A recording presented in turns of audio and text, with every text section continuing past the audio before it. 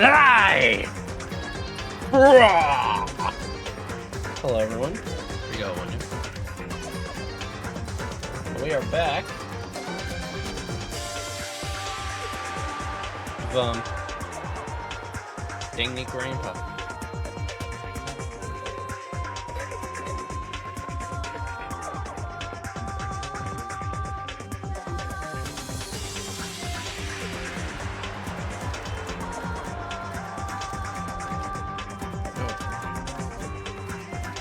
In my chair. You did.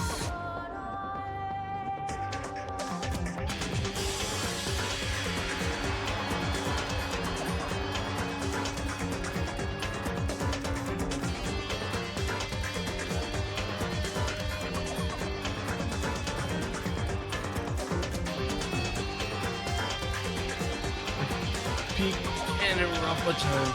Looking finally some good fucking food.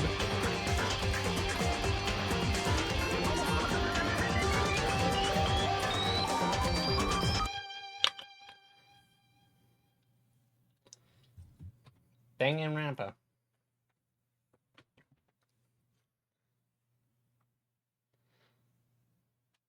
Danganronpa. Let me. No!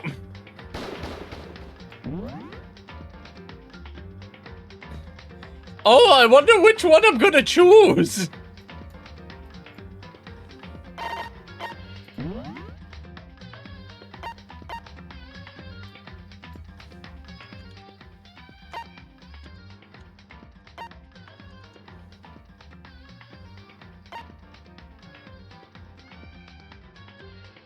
What the rectile speed? The hell does that mean?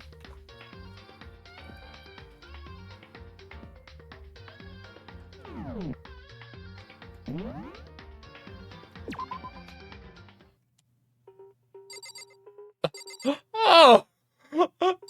Oh yes, how could I forget? Oh yeah, she's dead. Anyways. The poster's got some blood on it. It must have happened during the murder. Fuck you. Where bloodlust is written on the wall in blood. What is the meaning behind it? Bloodlust. There's a dumbbell on the floor, and this is a blood stain. There is a blood stain on the dumbbell. Can this guy die? Can he be the next one to die? Monokuma said, a blow to the head with a blunt object is what killed her. Does that mean this dumbbell was actually the murder? Right. I don't imagine it could have been anything else.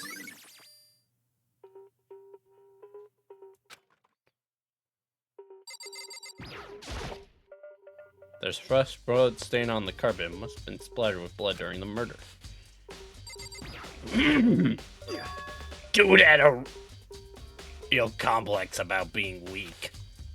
You heard your hero talk about it, right? Oh, I need to get stronger. Yeah.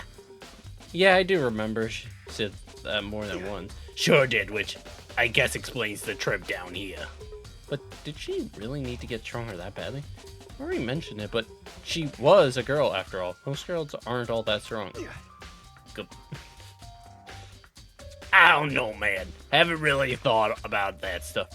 Calls it Chihiro's complex. Can't help but wonder what it might be.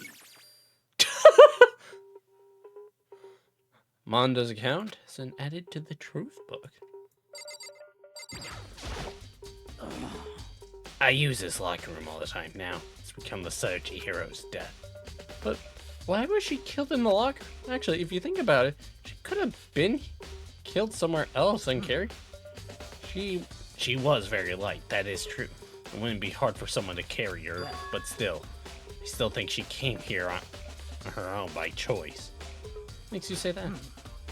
She's been talking a lot about how she wanted to get stronger. So you're saying she came here to exercise?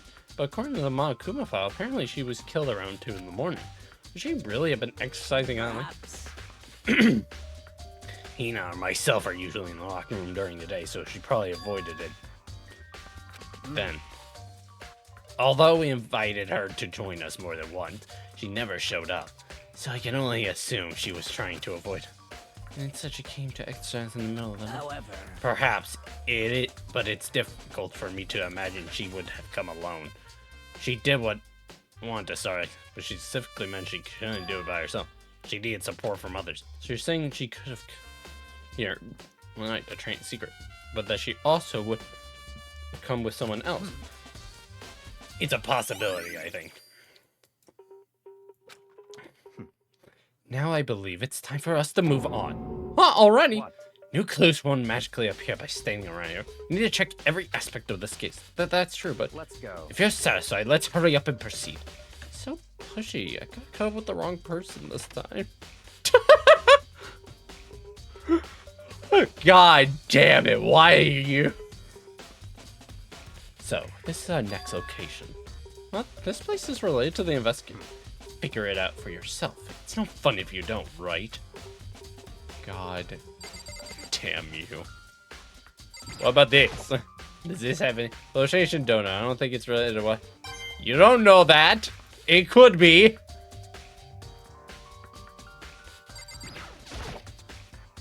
There's a bunch of different pool-related items on the shelf, which have nothing to do with the case. Maybe this gun was used. No, impossible. If it were true, Chihiro would be riddled with holes. Surveillance camera. Even as Chihiro was being murdered, I bet the mastermind was just sitting there watching. They know what happened, and they're still forcing us to go through with this? Bastard. In the boys' room. Not even the scene of the crime, idiot. Well, fuck you too!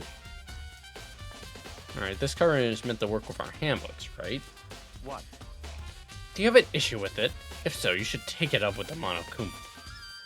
He said that, then quickly, sharply clapped his hands together. Did you call for me?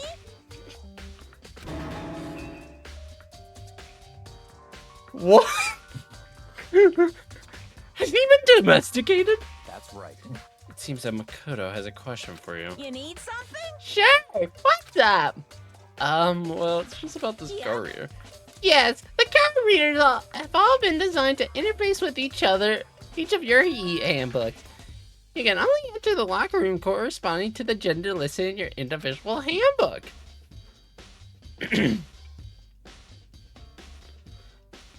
And it's impossible for two people in a row to go through while the door is unlocked, correct? Unbelievable. If there were some sort of erotic terrorist on the prowl, the ceiling-mounted Gatling gun would initiate a Swiss cheese slaughter. And the school regulations prohibit anyone from anyone else their handbook, correct? Of course. Correctly correct. So then, means only girls can go in the girls' locker room, and only boys can go in the boys'. Shihiro's body being found in the girls' locker means. In Makoto, I can see right through you. See right through me? Let me tell you what you're thinking. Since Chihiro was found in the girls' locker room, the other must have been able to get So in in there. other words, As such, the killer must be one of the girls. Did I get it right? such ignorance. Good lord, you're simple. Blip blop bloop, boop blip blip. Welcome on in, Rio. I don't have my thing. I hit the run button on it. Oh, it is going. I just never actually hit the connect button. There we go. Should pay closer attention to the regulations. The answer has been found right in front of you. Loaning your e-handbook to another student is strictly prohibited. Only the act of loaning a handbook is prohibited. Borrowing someone else's is perfectly fine.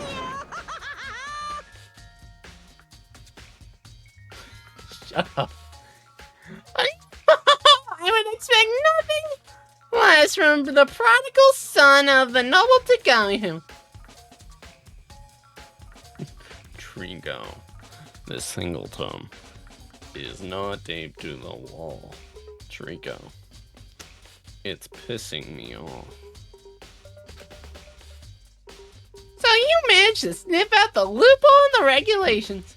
Knowing you, I would bet you created it on purpose, didn't you? To add a little bit more excitement. Yeah, you're treating me like a peanut little appetizer instead of the main course that I am. Now then, since the dead can't actually talk, they're not people anymore. They're things. Get it? Got it? Good! Wait. Computer, initiate. Rio now sounds like Mondo Protocol. Joke is too. Hey, it's me, Tiny Rio. How you doing? I'm walking here.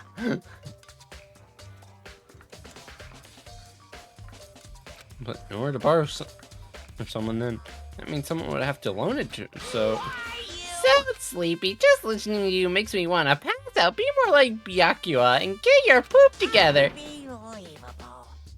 Or else I'll charge you with criminal negligence. No more questions. Figure out the rest on your... Oh, damn it. That's fine. well, I know you are unfortunately lacking in mental faculties, so I'll fill you in myself. Let's head to the main hall. The main hall?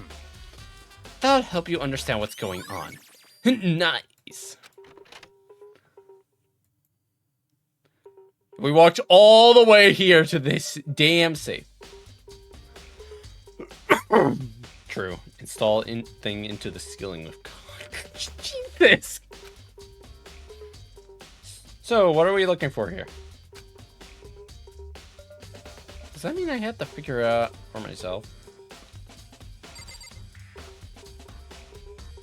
Great.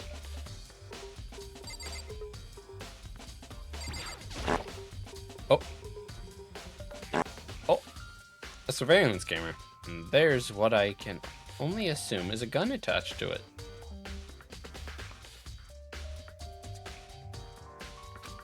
It's so chilling. What's this? There's a mailbox here. Could there be something inside? It's an e-handbook. No, wait, there's 3 of them, but what are they doing here? So, you finally found them. What? Did you know these were here, Byakuya? I happened to find them by chance myself the other day. Seems there's a system in place where the handbooks of dead students get delivered to this mailbox. So then, these 3 handbooks belong to Junko, Leon, and Sayaka. You can go ahead and confirm it yourself. And they turned on the handbooks, and when I did, tell me it's Sayaka. Yeah!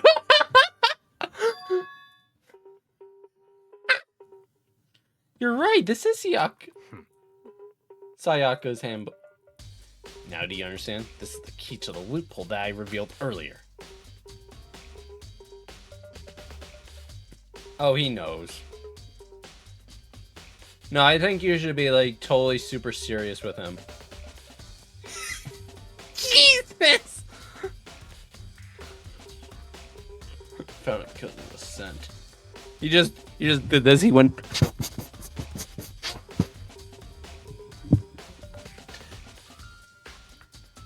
I feel like I'm starting to get it. You should pay closer attention to the regulations. The answer has been run through the entire... Learning your e-handbook to a number of students is strictly prohibited. Rio was not here for that. He was a character in the game. He died by baseball. Bro should have just folded himself into a ball and he would have lived.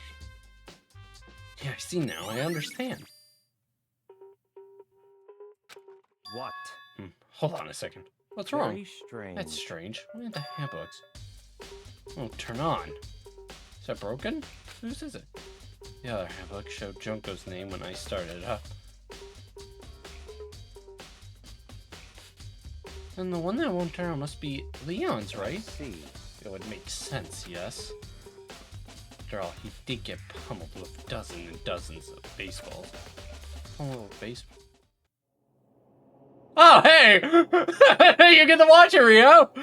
Marie's came following a cruel punishment which led to Leon's death. The execution that the mastermind concocted a cruel, heartless death. Oh, we're not gonna actually watch. Right, it wouldn't be surprising for a handbook to break during that kind of assault. Damn it! Hey, hey! Hey!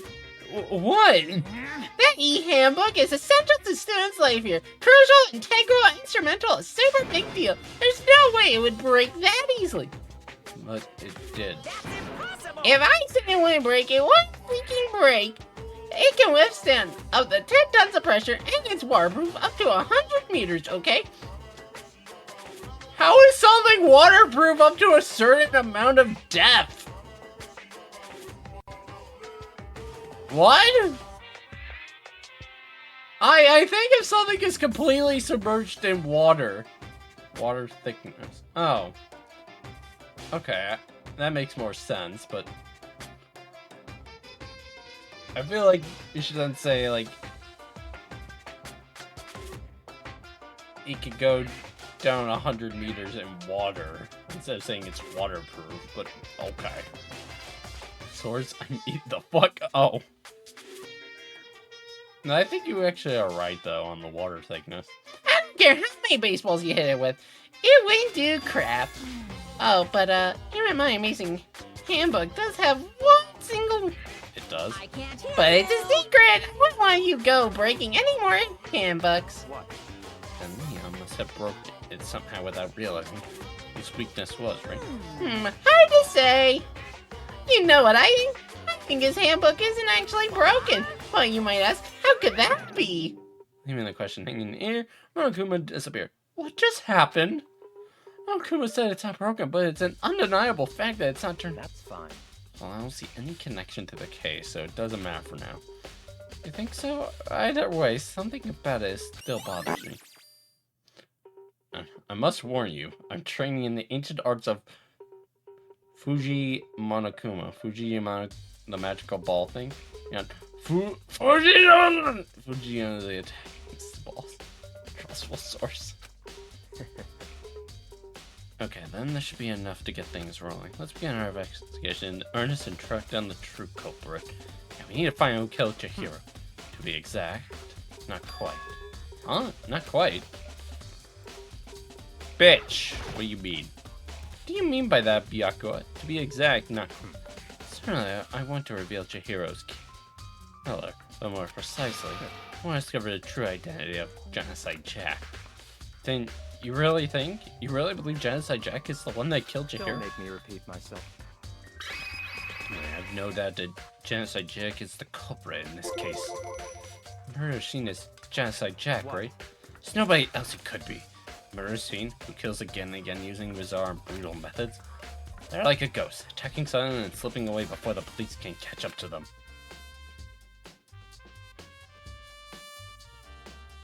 Draco, Loon, and I are going to make a group project. I'm going to be in charge of finances.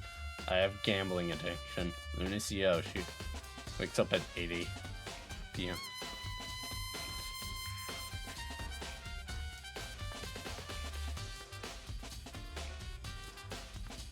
Do I have to tell on your mom?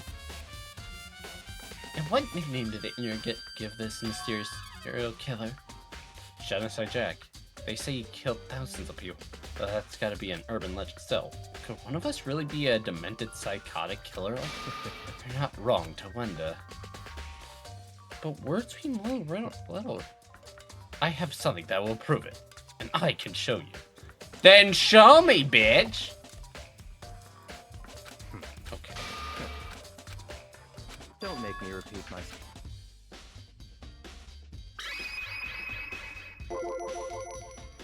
Is there any really proof? There's somewhere I'd like to take you. This will provide all the evidence you need. It's all clear now. Charlie the bug. Oh, your dog. And this Genocide Jack is the one that killed. Hey, Hey, you two, big trouble. We need your I don't help. have time to play with you. we're busy. Leave us alone. It's an emergency. Emergency. Come on, please. You gotta help me. What the fuck is going on? Please. Okay. Just calm down. I mean, Show Charlie. Okay, I will.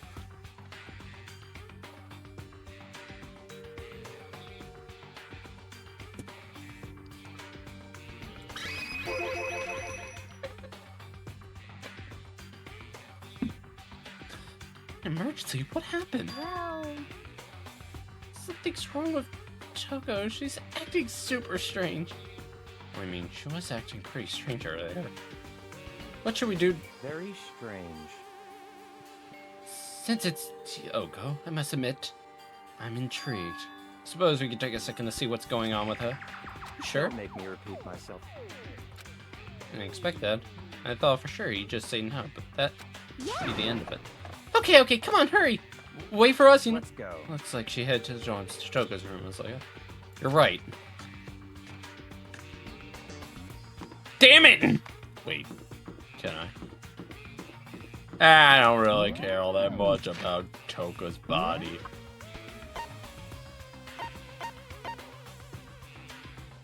Oh. I can't go show. I can't.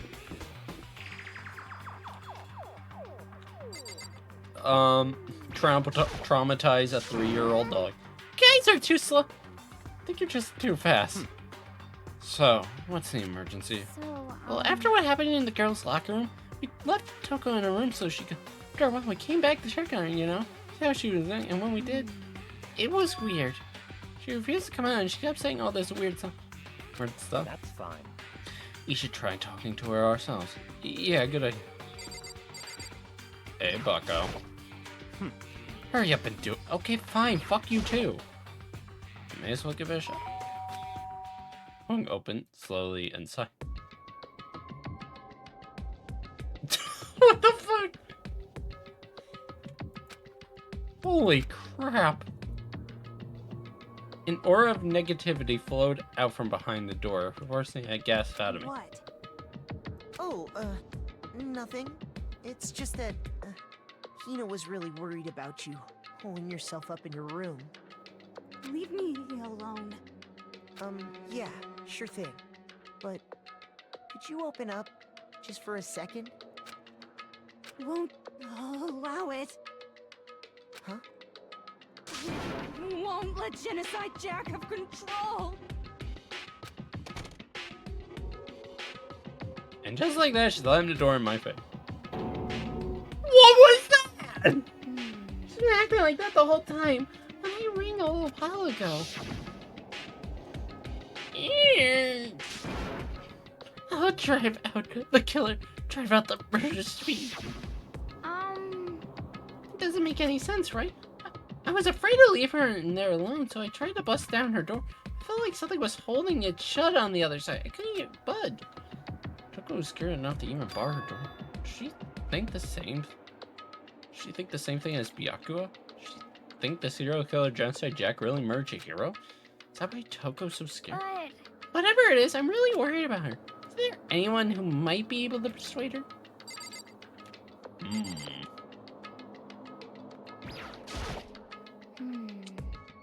I'm just really worried.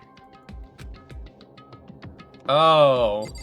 Hey, Byakuya, help Four Eyes over there. Byakuya, use asshole Riz. Come out for a room, maybe? That's fine. Sure, whatever. What, you're gonna talk to her, Byakuya? Wow, I guess you can be nice when you want to. I stood in front of her door, down began a sound, and pressed the doorbell. After a few moments... The fuck you want? What do you want? Leave me alone. You're all so... Byakuya! Byakuya.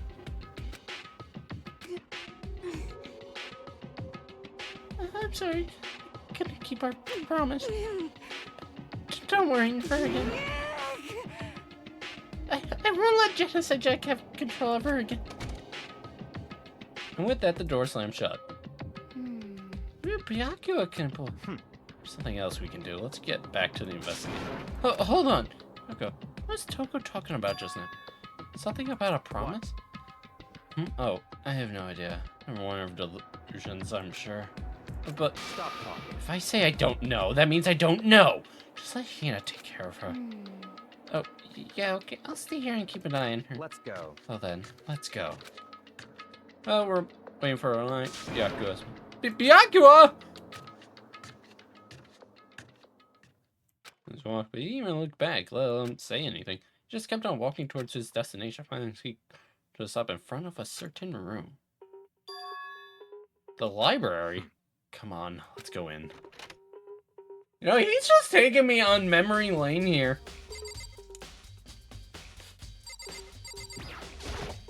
There's no point in checking. We need to find real clues. Okay, fuck you too then. I didn't click on that! Is the evidence that proves it was Genocide Jack really in this? Don't make me repeat myself. Fuck you too then, fine.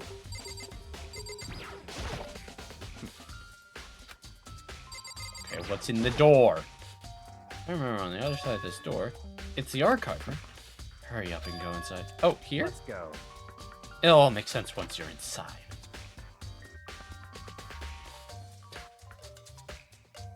Oh, there's so many books and files. So much dust too. So, in other words, I would say there's enough value in this place to endure.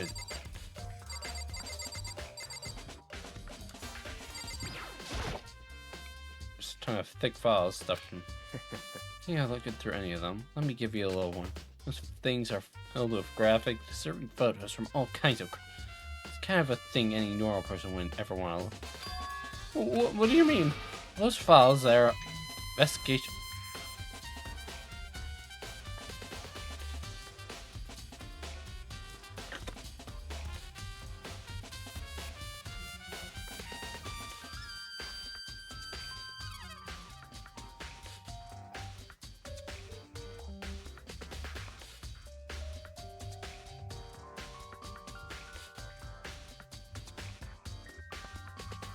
Okay, that is a weird ass pose.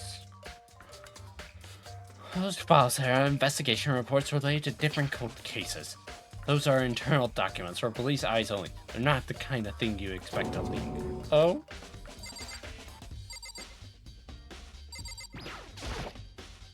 The shelf stuff type files. I really think I picked one. Oh, you have a sharp eye indeed to select. Oh, that's right. that's a report on a presidential assassination. The original is kept at the National Library. It won't be declassified for another 30 years. Sure you want to look at it now? There's no telling whose crosshairs you might wind up in for peeking. Not making a sound, I return the file to the shelf. No, I wouldn't look at it. It's a wooden box, it's empty. Alrighty, you have a good lunch. Although judging by the smudges in the dirt, it looks like that something inside. I wonder what it was. There was an extension cord plugged in there. It proved very useful while I was in the library. Extension cord, huh? There's so many files stuffed onto the shelf. What is That's enough. in all these things? Those documents are dangerous. Dangerous? They detail all the people who control the world from behind the scenes. Dangerous truth for a commoner.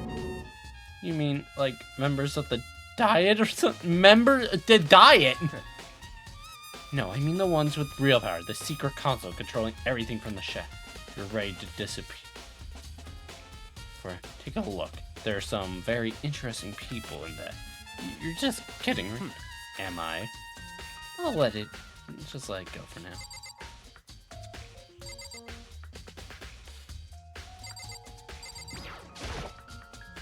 There's a ton of thick files. All those files, they're investigation. Oh my. Yeah, I know. Pay attention to your surroundings. I'm sure you'll discover the value for.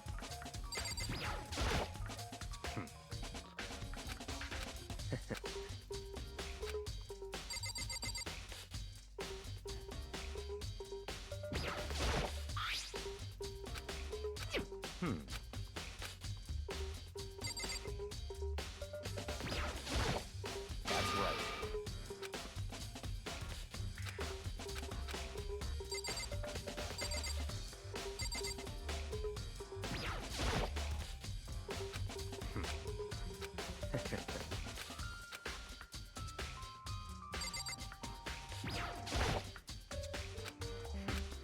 Yes, I bet that one.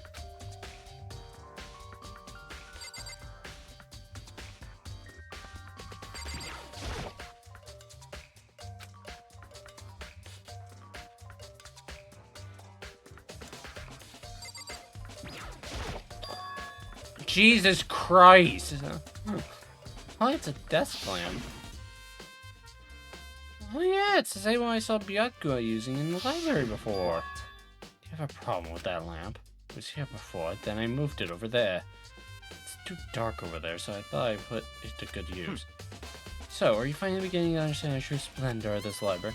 The reason I was interested in this library, because of this room right here.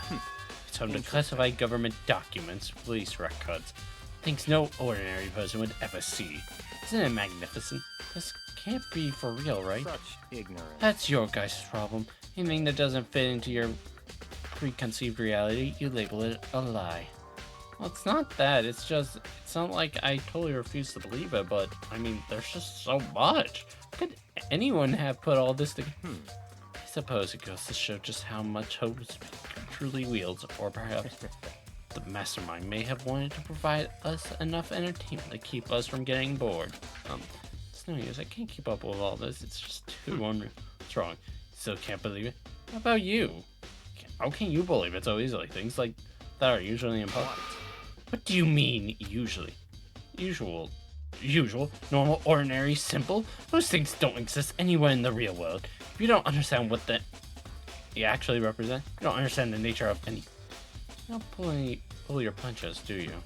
Besides, what you consider usual is based on your common sense, right? But what makes you think your own common sense applies to me at all? Documents gathered here are genuine. I reviewed them multiple times, so there is no doubt. Hold on a second. Say you read all these documents and more than once? But all this stuff has to be like top secret confidential stuff, right? So what? Well, it has a reading room just like this at our home. Ours is bigger, of course, but not as dusty. Members of the Togami family have access to any variety of government-related documents. That includes foreign powers as well as domestic. So, in other words, Told you. There's a secret council that controls the world from the shadows.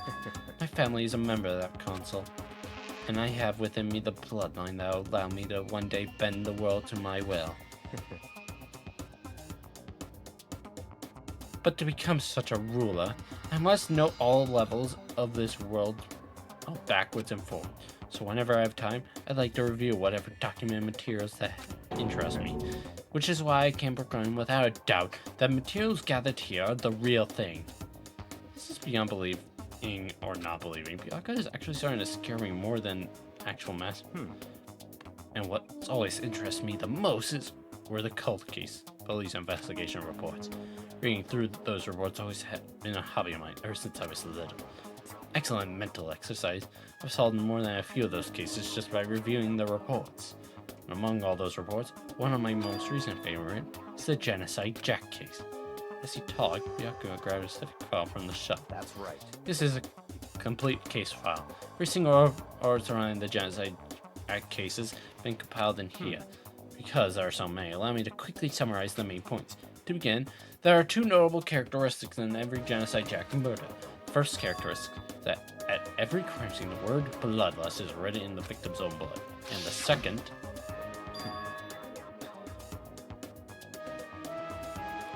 is that when the victims are murdered, their bodies are suspended in a certain way. Bloodlust is written in blood in the victim's bodies. That's exactly what happened to Chihiro. Save your surprise. The best part is yet to come.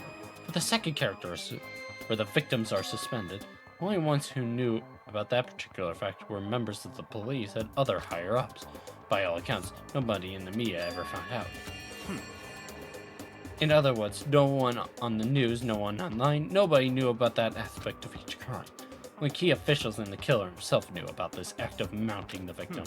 Now, if you recall Chihiro's corpse, that body was most certainly mounted in this fashion. So, how could the killer have known about suspending the victim? right. That's the key question. But in fact, the answer is In other words, culprit isn't a copycat killer. It's the real Genocide Jack. in other words, That right there is the evidence that Genocide Jack has hidden himself among the rest of us. And Genocide Jack really is such a brutal, fiendish killer, really is walking around among us. interesting. Things are really starting to get interesting, aren't they? I never imagined a killer with such a reputation would ever become part of our little game. Now, don't you think it would be good for you to take a look at what I've already seen? You might just manage to ferret out a clue. Such If you ignorance. get down on your knees and beg, I might even show you myself. That's right.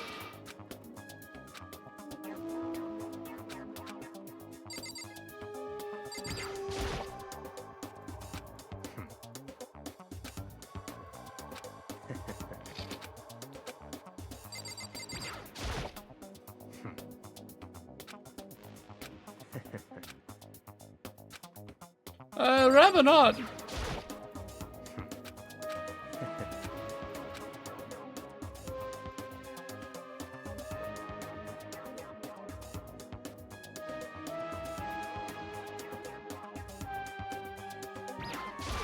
That's not even where I click.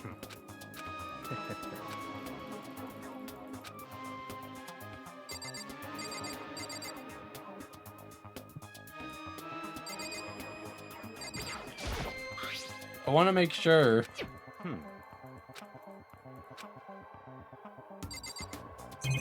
I have not been doing this.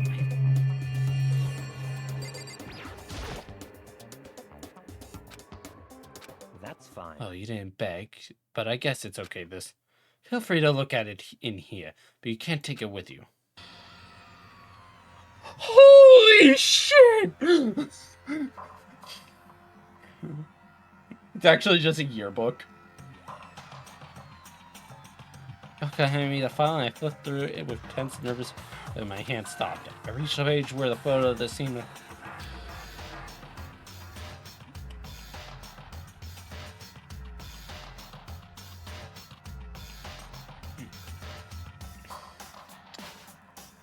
Oh.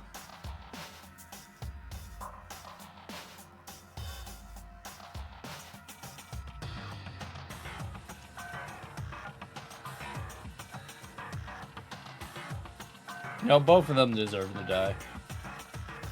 One looks like a doll, and another one looks like a Reddit user. Names of the genocide Jag victims ran on for several pages. Ken Harada, 32. Tetsuhiro Honda, 17. Soji Gaku, 23. Kano Ize, 14. Takeshi Yoshida, 30. Kamasuna Taro, Takafumi Gono, Uchida Naosia, Takeshi Masamune, Yuta Yamajiya Jima. There was no end to it. One thing that became clear as I read, all the killers were killed and sped in the exact same way. The scene of every murder, the word bloodlust was left in its own blood. Now take a look at the next page and you'll find another interesting tip.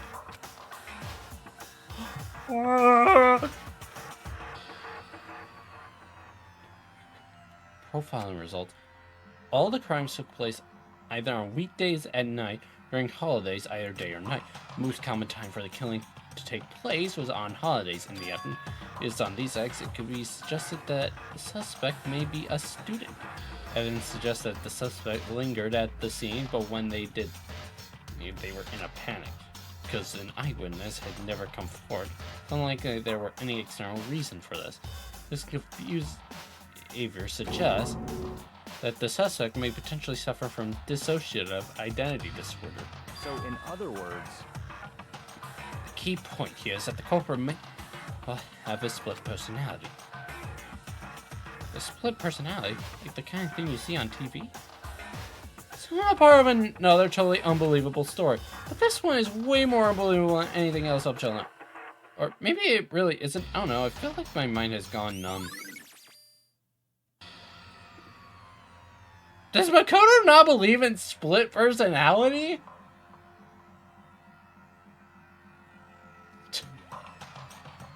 This is a thing, Makoto! let's go. Alright, we should get going. Oh, where are we going? We're over here. We finished our business here, haven't we? Wait, Byakuya! You're an awful partner! As usual, Byakuya turned and left without another word and hurried out of the library to catch up. Well, this is where we part ways. I have some things I need to take up before the class. But just all of a sudden, like, I don't have time come to on, play enough of your annoying misapprehensions. Do you really think we'd be together the whole time? Take responsibility for yourself and do something useful. Move the investigation forward on your own. Goodbye. Just like that, he was gone. Just as quickly as I was made to join him, he cut me off. In the end, I felt like I was just some plaything getting tossed around. At the same time, I covered some really important clues since said Jack, he's the one that killed your hero, and the murderous fiend is one of us. Who is it? I had to find that out, no matter what it takes. And to do that, there's somewhere I have to go and investigate one. Locker room. Okay, fine, we'll go back. Okay, well, I mean, I'll be blunt, I haven't seen it personally, but I mean, I feel like that's just because, like, where the fuck am I? Oh. I mean, I feel like you need to, like, know a person, like, actually get to know them pretty well in order to figure out if they have DID. But I mean, it's been proven that people have, some people do have multiple personalities. Ding ding ding! Boom has discovered evidence revealing our identity. The I culprit. feel as if Another stat increase for me. Evidence? What did you find? I cannot reveal it just yet, but I guarantee that what I found will steal the killer's breath from his lungs. Sure about that? Oh yeah, Miss Ludenberg said she witnessed something worthwhile too. Really? What did she see? She refused to tell me. It's like when a girl bullies the boy she likes, right? Right? Okay, so where's Celeste now? The warehouse by the dorms. She was there, but at the same time, not. What's it gonna be? Hey Rio, have your pug be watching the stream right now.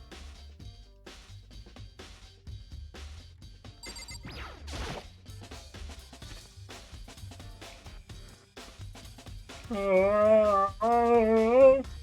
that life right now. A dead body. Chihiro's dead body. Ah, you've seen worse. Hey Kyoko, have you made any progress on your investigation? Indeed.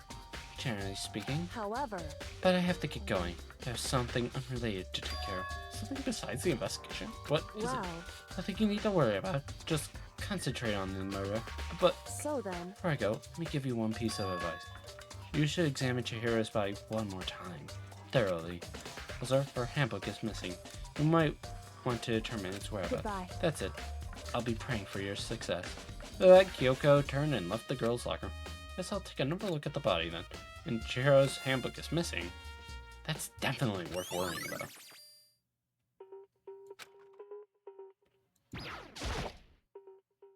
Kyoko said I should examine the body. Well, I know she said thoroughly, but I do have my limits. Well, I better give it a shot anyway. Let's see. Those hands are bound with what looks like some kind of rope. The rope was used to prop her up in a kind of a crucifix position. Huh? This rope has a plug?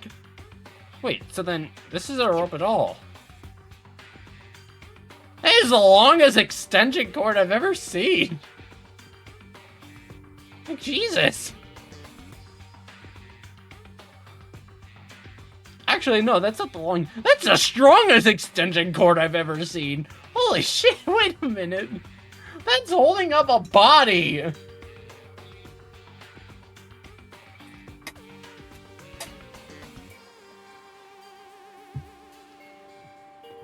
But the more I think about it, the more that's not the only thing that concerns me. Chihiro's fatal injury was a blow to the head. I mean, something struck her in the head in order to kill her. It's like, just the issue of her being suspended in the fatal blow. At first, I didn't see any reason to think too much about either of them. But seeing them again after looking through Genocide Jack file, something's not quite right.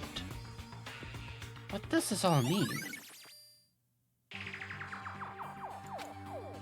One thing most likely to tie all these mysteries together is the true nature of the rope that was used to suspend Chihiro. To figure that out, there's a certain place I need to revisit and look over. It might help to look at the Genocide Jack case file one more time.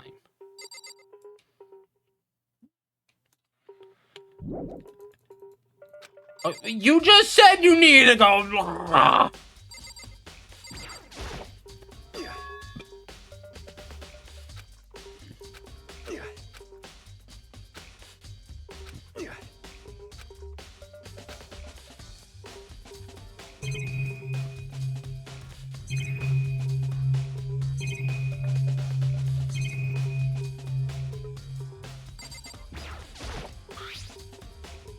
Let's see.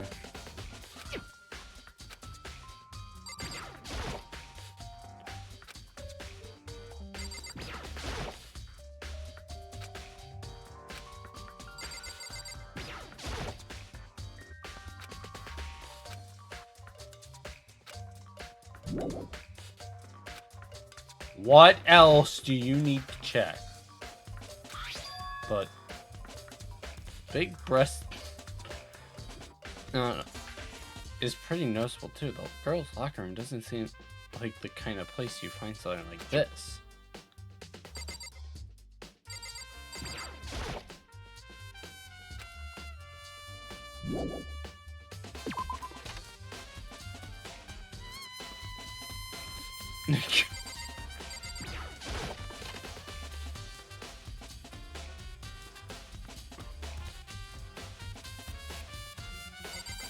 Oh.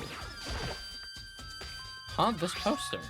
It's a popular boy band called Tornado. So it doesn't quite seem to fit in the boys' locker. Oh, but wait, that reminds me, the poster in the other locker room. That's right, there's definitely something strange about that.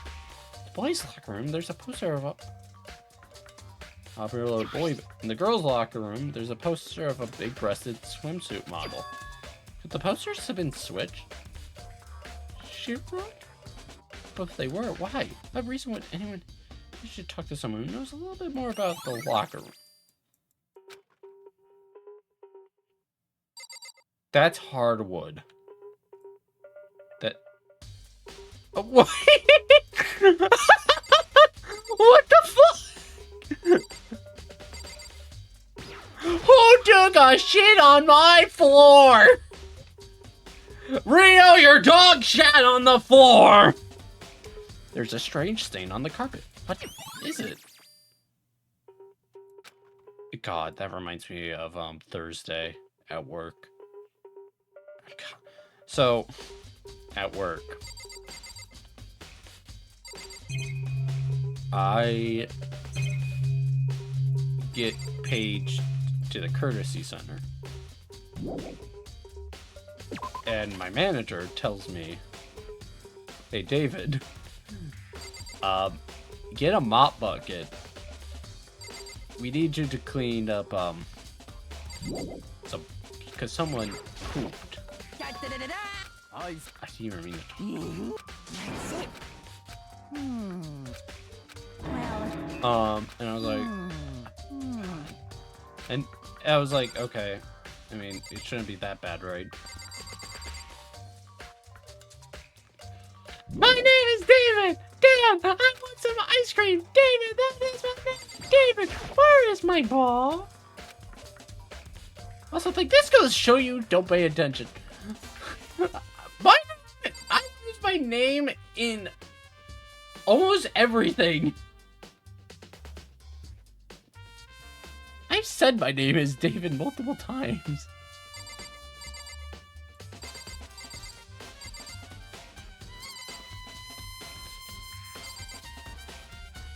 Ice cream is good.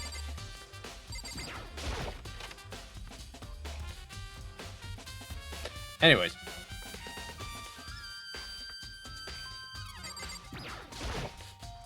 I won't leave you alone. Anyways. Yeah.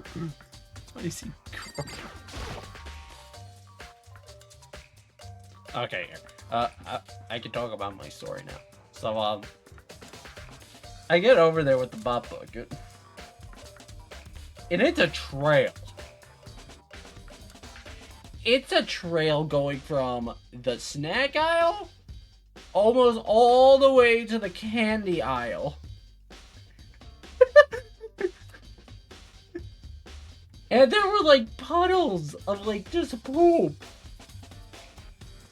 Like small little little puddles every so often. And I was like, how the fuck do you walk and not notice you have poop coming out of your pants?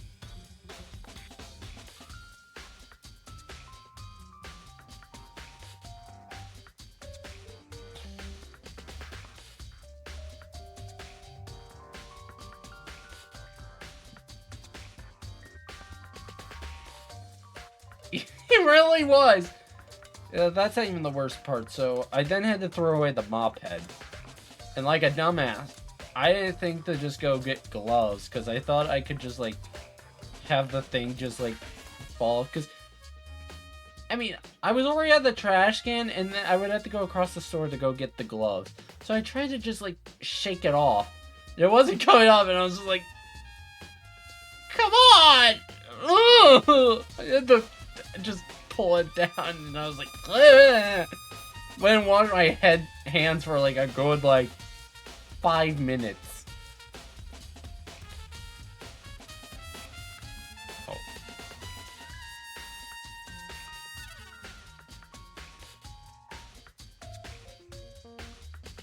Okay. Much time exercising in the girls' locker room, right, Siaka? Of course. I've used it nearly every day since it opened up. I don't. I get paid $12 and 20 cents an hour. You don't get extra pay for doing stuff like that. Unfortunately. And I use it. Okay, then let me ask you something. Do you think the posters in the boys and girls locker room could have been switched? I'm sorry. Sorry.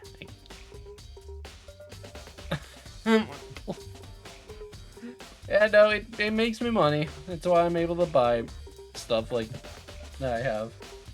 The one part about a job that's nice, you're able to pay for stuff. Sorry, can't really say I never paid attention to these. However, But there is something that's bothering me at the lock.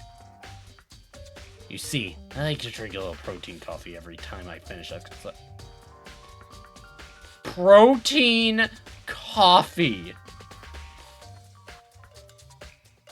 Nah, hang on.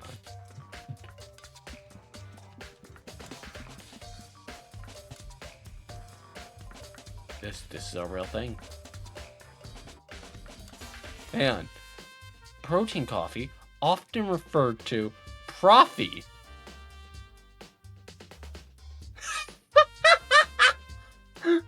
Is a beverage that combines coffee with a protein source, typically whey or plant-based protein powder, to increase protein intake while providing caffeine. This functional drink is popular for supporting muscle recovery, increase satiety, and acting as convenient breakfast or pre-post workout boost. Convenient breakfast? What do you mean a convenient breakfast?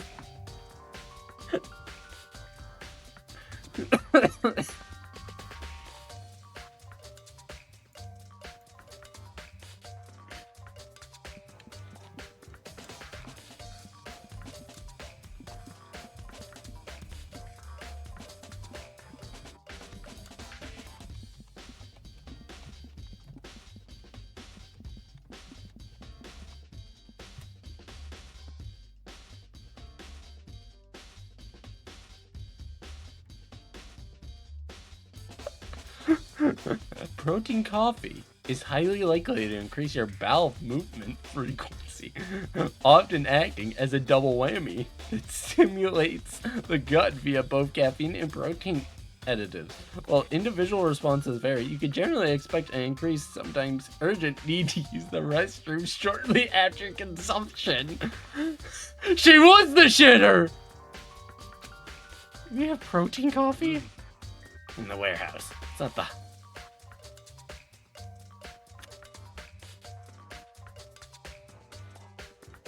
Maybe. I mean, I could have read it from this Reddit post at the very first sentence saying, check the firmness of the poop. Pick some up and give it a squeeze. If it's something like somewhat firm like molding clay, you're good to go.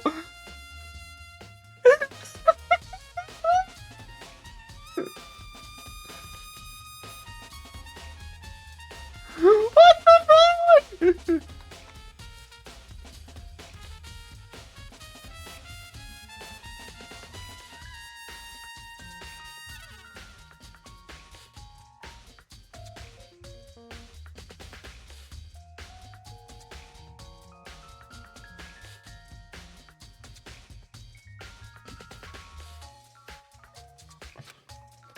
mix protein powder with coffee and down a glass of it after Anyway, the other day I spilled some on the carpet in the girls' locker room and left a stain.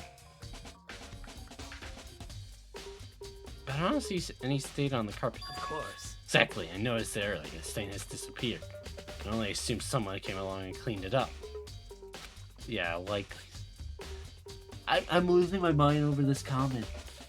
It's from this Reddit page about r/fitness espresso protein poops, and the first comment under that talks about picking up poop. If it's somewhat firm like modeling clay, you're good to go. If it crumbles like blue cheese, you may be losing protein.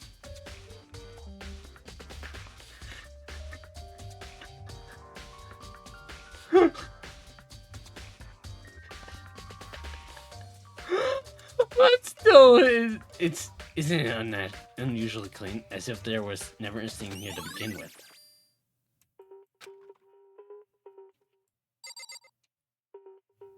So wait, you're telling me that whoever killed her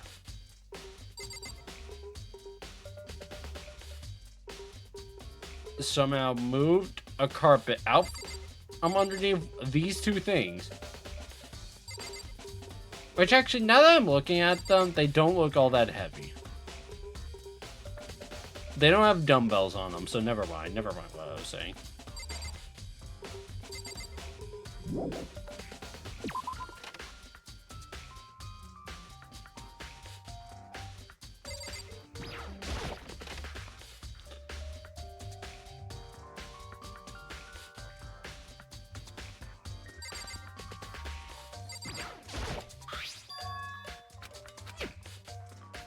You know what it is! Makoto, come on! You can't be this stupid!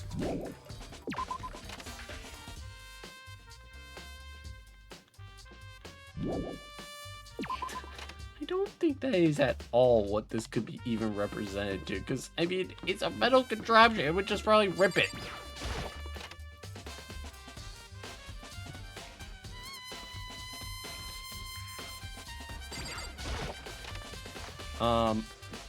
God, but this week at work was just so unbelievably tiring. Oh, it's gonna, did someone take it out of the archive? The only one.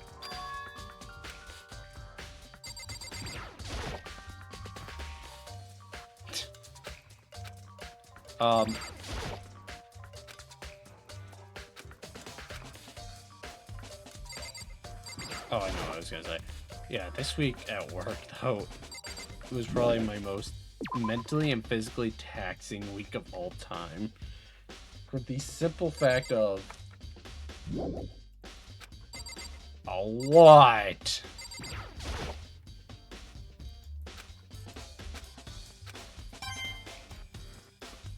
There's jack and shit.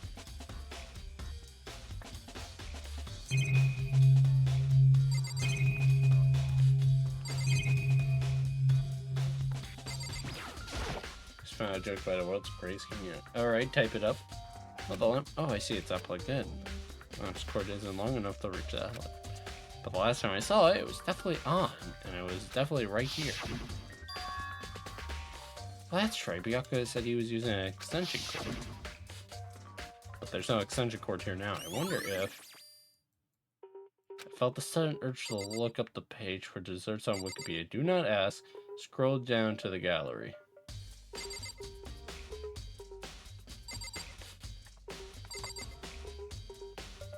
Okay. Desserts. Wikipedia.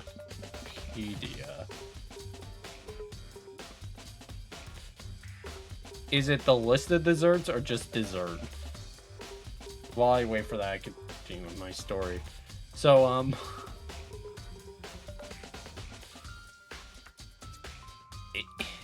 Wednesday, we had a truck, which pretty much is us taking out all the stuff that arrives on that truck out onto the floor to eventually be stocked up on the shelves. Gallery. Oh, here we go.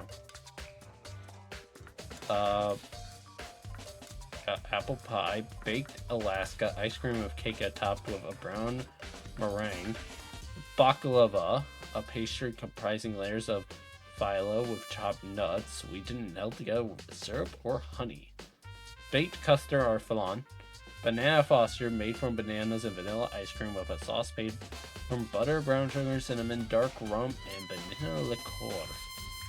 Cheesecake, a type of dessert with a layer of mixture of soft fresh cheese, eggs, and sugar.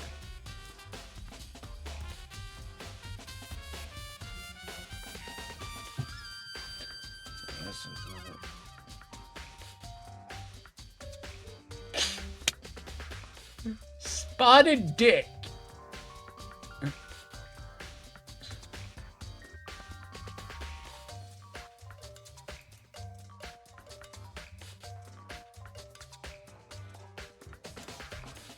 What the fuck? Why is it called spotted dick?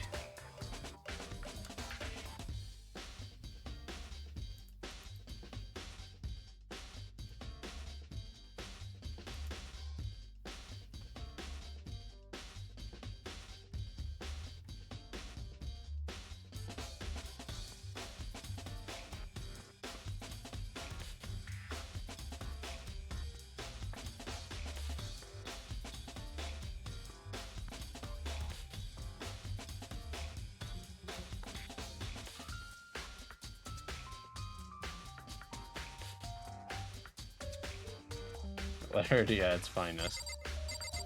Yeah, did I find everything in here? Yeah, I did. Okay, so truck had to get. There were only 3 of us, and I essentially was doing the work of 3 people this week, because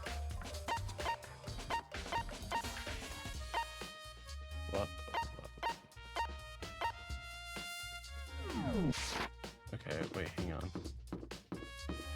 There's still probably more stuff down in here. So I had to go into overdrive on Wednesday to get it all out onto U-boats.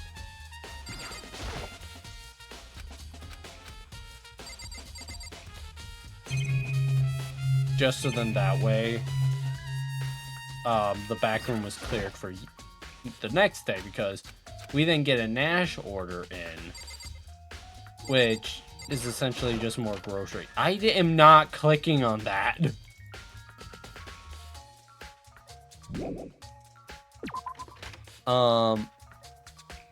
And so that was hell on Wednesday. That's why I was so tired.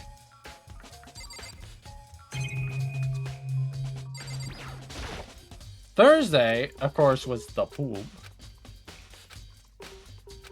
That's right, move if we could be.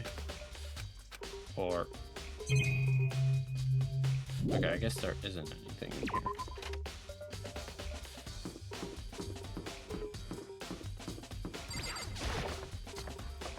So that was fun.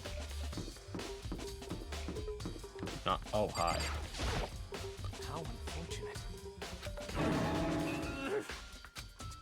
Okay.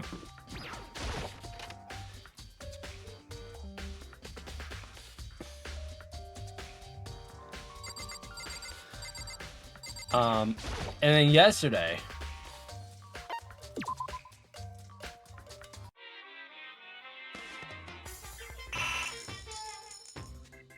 the fun times of, oh, here, I'm gonna make a bale, which is a giant thing of cardboard.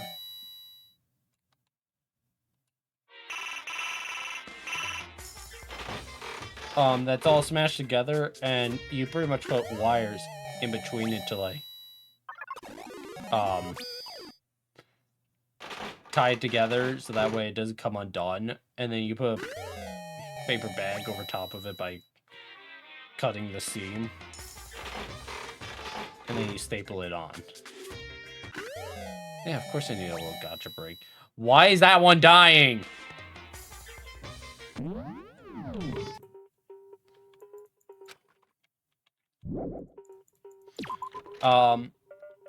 And 4 out of the 5 ties snapped, causing all the cardboard to go everywhere. And the main reason it happened is because a bale was not made the day before like it should have been.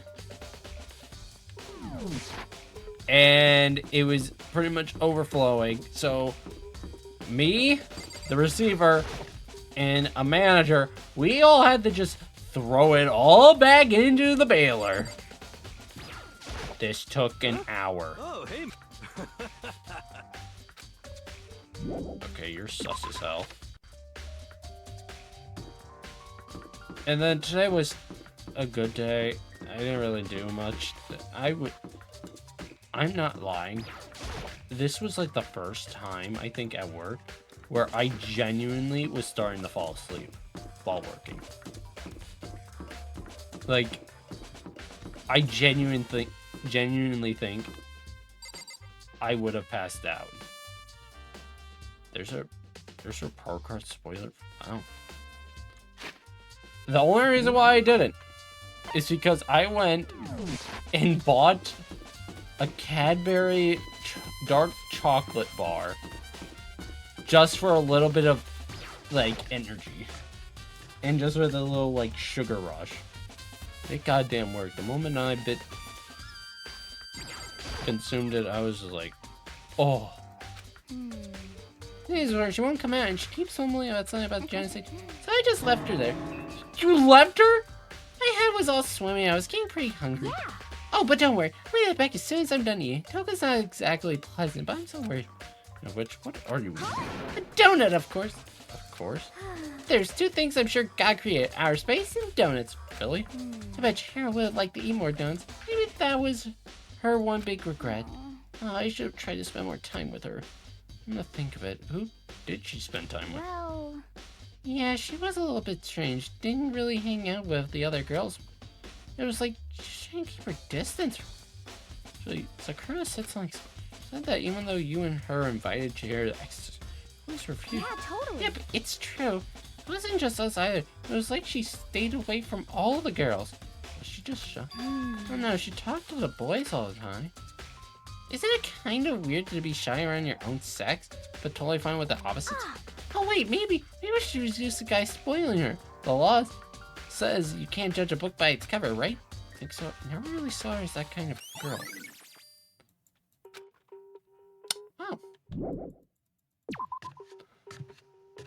Oh. But I'm all good now.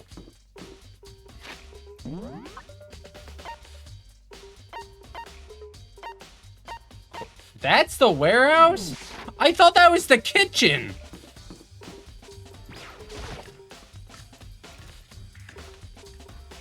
I thought that was a kitchen. That's a warehouse?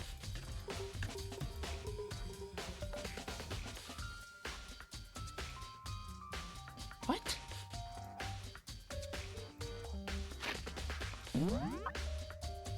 Oh!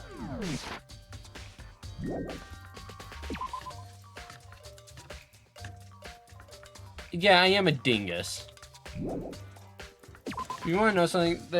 I have a new stress reliever, and it's in the form of Pokemon Champions, as I have come to the realization I am just unlucky half the time. Like, it is just now a solid fact about me. My god. What the fuck is this? Toilet paper. I'm gonna set fire to it like that warehouse in California.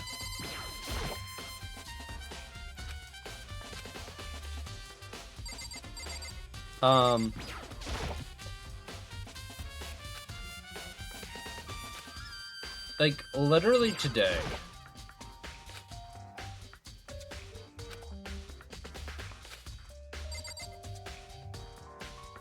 I think in one of the fights. I literally got paralyzed by Thunderbolt.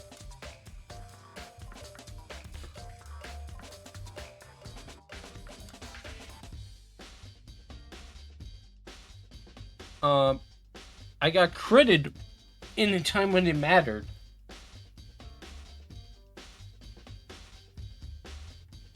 And I just get the worst luck possible with people and their weird ass decisions.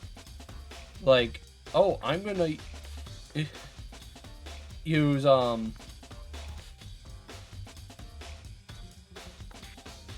freeze dry the second turn after I already outspeed you with Mudshot.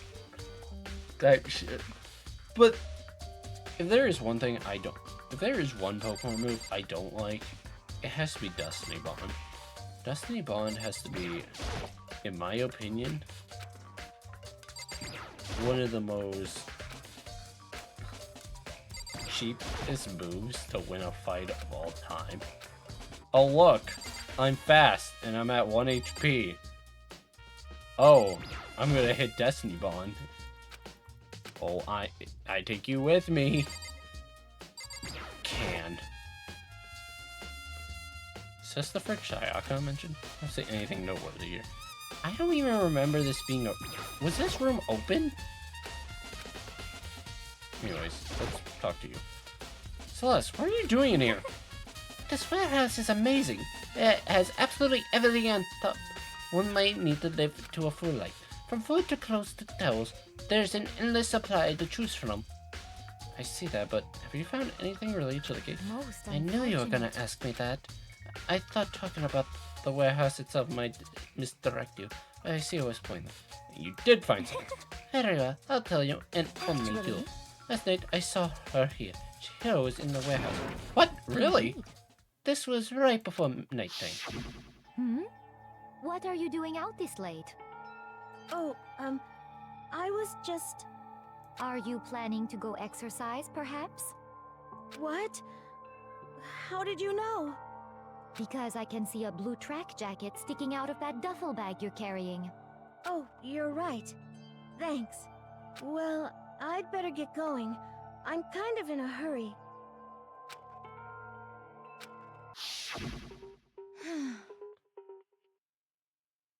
She stuffed the jacket into her bag in a hurry. It was almost like she was trying to hide it. Just like that, she was yes, gone. indeed. I assumed she was merely stocking up to go exercise in the morning, but it appears she ignored the nighttime rule. Head directly to the girls' locker room. She hadn't broken our rule. None of this ever would have happened. You get what you deserve, I suppose. So apparently, she went to the girls' locker room late at night in order to exercise without anyone knowing.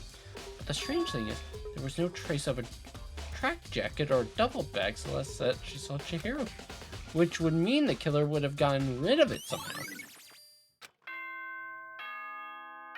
Oh no.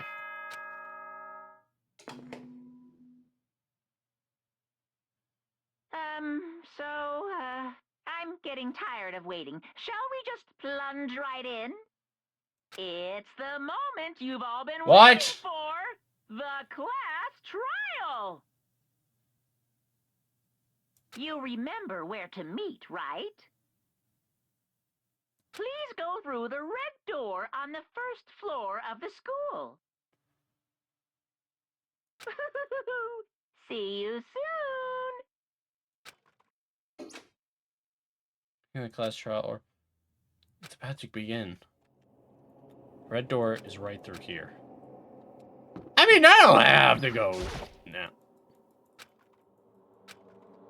God fucking damn it.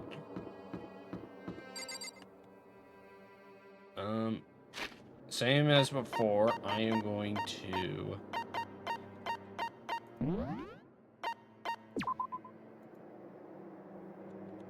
save my game.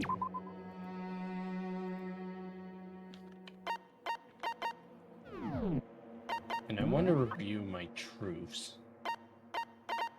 I have 16S. Okay,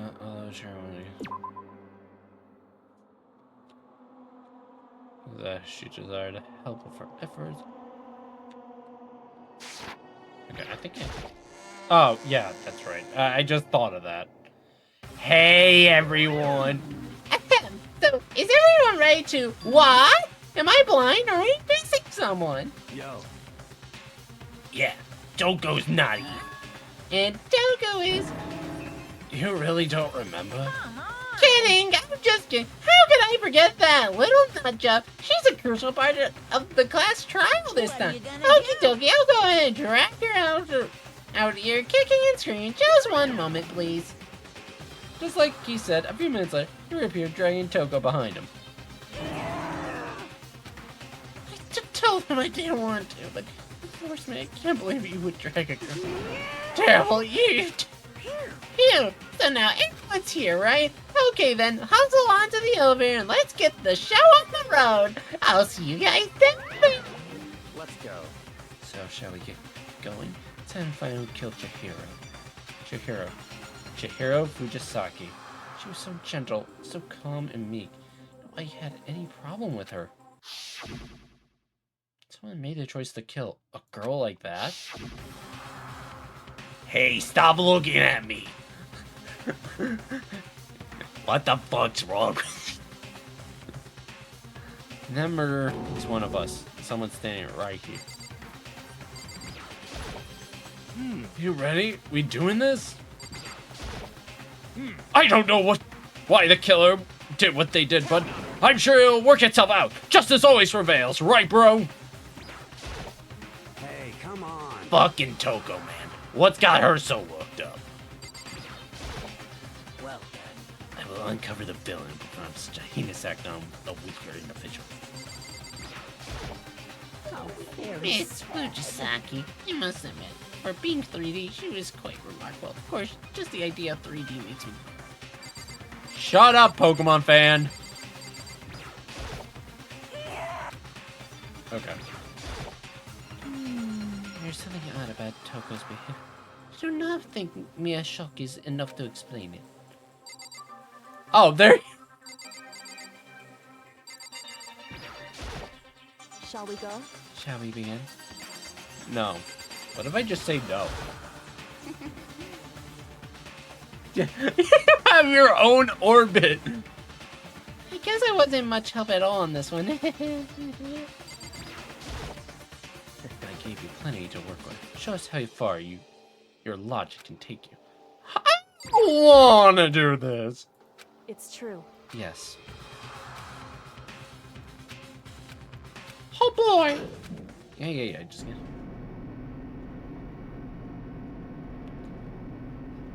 Sick with a heavy clunking sound deeper and deeper into the ground. Holy fucking shit, can this thing go any faster? And as we went deeper, the uneasiness in my heart grew bigger and bigger. Who do I think did it?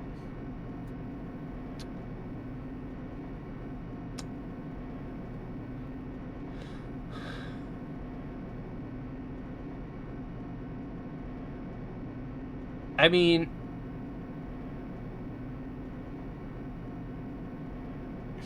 okay, so I have two theories.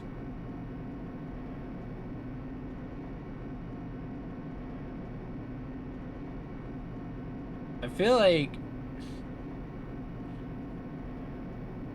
Toko is the obvious answer, just due to the fact of how she's behaving. But I think it's one of the guys, other than us, and probably Byakuya, because, I mean, he helped us with the investigation, so I highly doubt it's actually him. And that probably goes for Toya and Hifumi as well, so I think it either would be Mondo. I'm forgetting the crazy hair guy's name. Or Toko. Until finally, it came to a sudden stop. What do you think? I redecorated. Isn't it so fresh? Isn't it so exciting? Don't waste our time with stupid questions. Let's get this over with. Good. You're rip-raring to go. Gotta say, I don't hate it. Not at all. Okay, then let's get this show. Thrills, chills, kills! Everyone, please on your assigned seat. And so the curtain opened once again. A deadly judgment, a deadly deception, a deadly betrayal, a deadly riddle, a deadly defense, a deadly fate, a deadly clash. How many times can I say deadly? Set skills.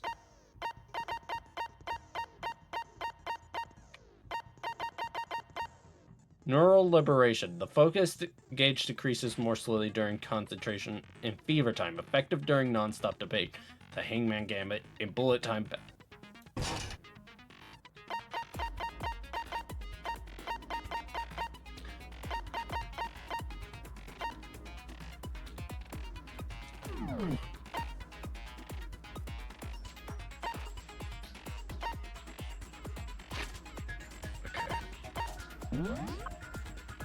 Let me burn dumbbell, Mondo's count.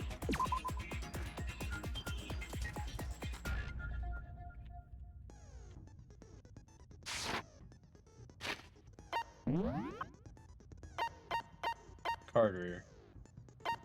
Main hall broken.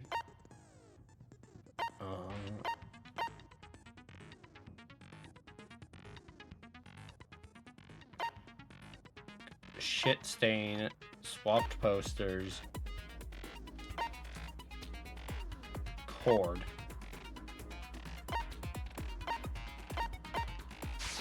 Okay, let's go. I'm going to die! Let's begin with a basic explanation of the class trial. So, your votes will determine the results. If you can figure out who done it, then only they will receive punishment.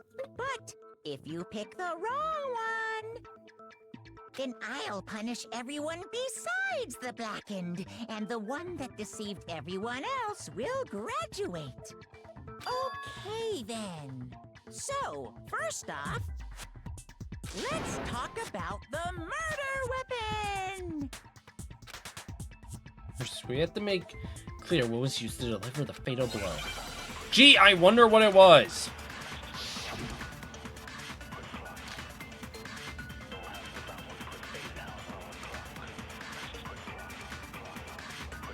Chihiro's fatal injury. It appears it was a head wound. According to the Monokuma file, the killer used a blunt instrument. But what kind of blunt instrument could it have been? Oh, was that wrong? Oh, shit. Okay. Chihiro's fatal injury. It appears it was a head wound. According to the Monokuma file, the killer used a blunt instrument. But what kind of blunt instrument I'm could glad it have been? I bet it was an iron pipe. Are you serious? That certainly would make for a powerful weapon. Poor Chihiro.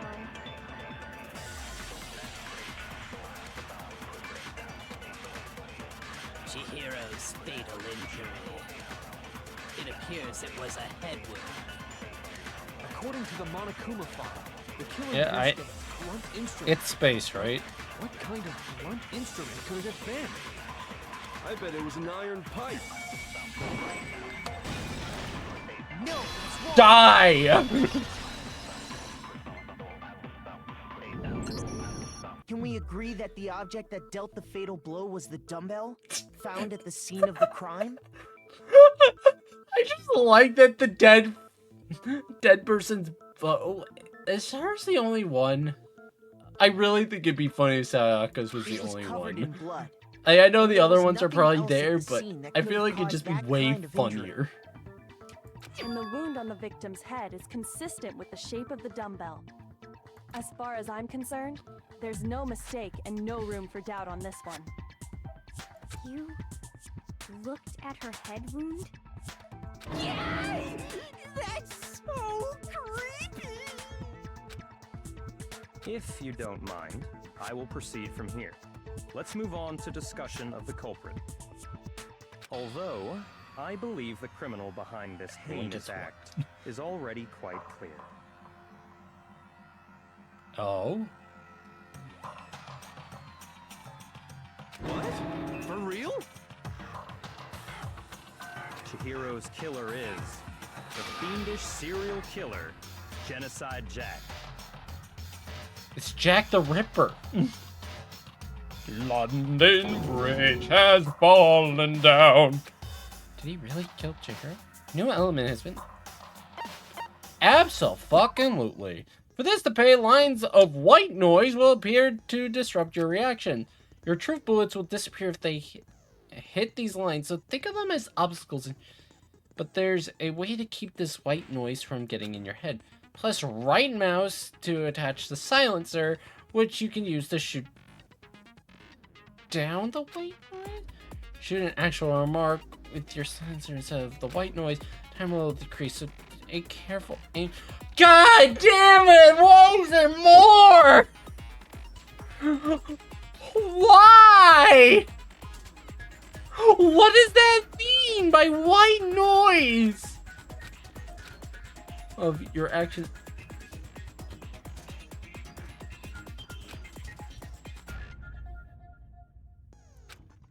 Mine is not ungentle.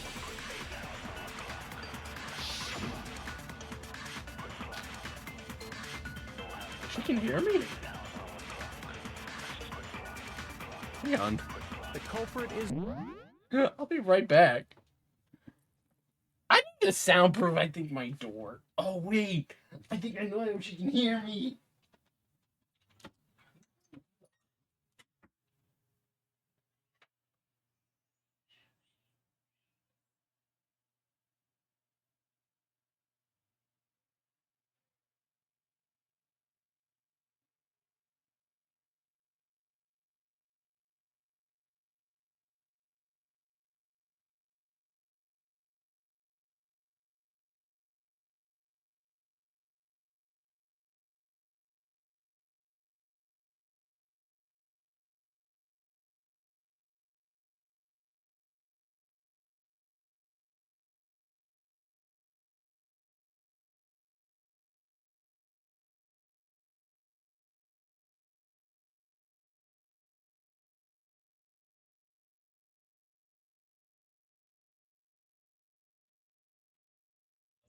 Bridge has fallen down.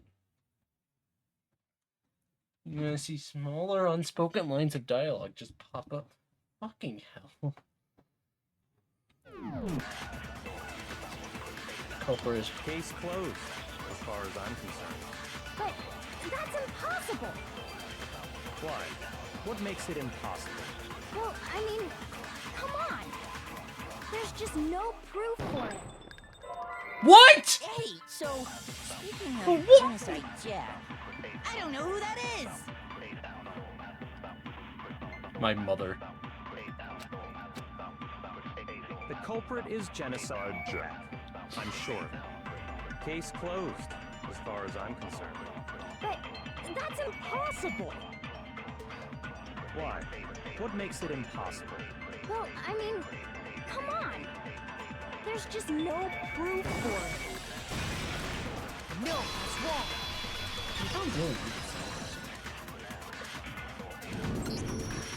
I might know one reason he could be involved.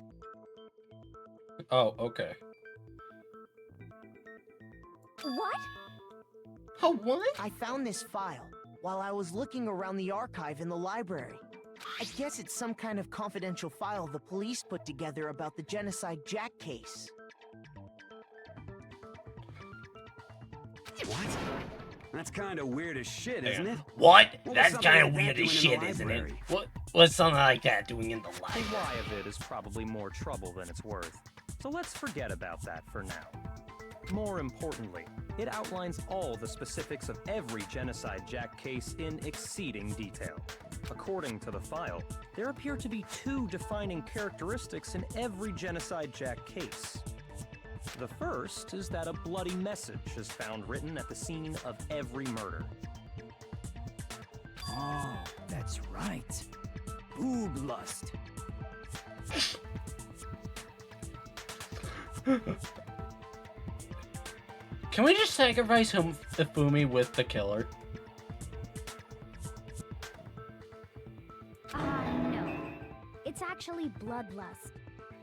But more important is the other characteristic, and it's something that has never been made public. Never made public?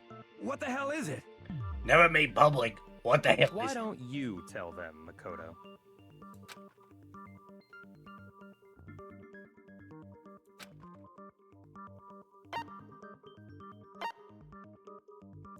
I got it! Apparently, in every Genocide Jack case, the killer suspends the body in a certain way. Other than the killer, the only people who know about this are the higher-ups in the police department. However, Chihiro was most definitely suspended in the same way. So, how did the culprit know about this when only high-level police officials were aware of it? There's only one logical answer I can think of. It's because the culprit in this case is the real Genocide Jack. No fucking way! No fucking way! You're saying Genocide Jack is one of us? Yes, S'il vous plaît? in fact, it's Toko. Oh. What? Genocide Jack's true identity is Toko Fukawa.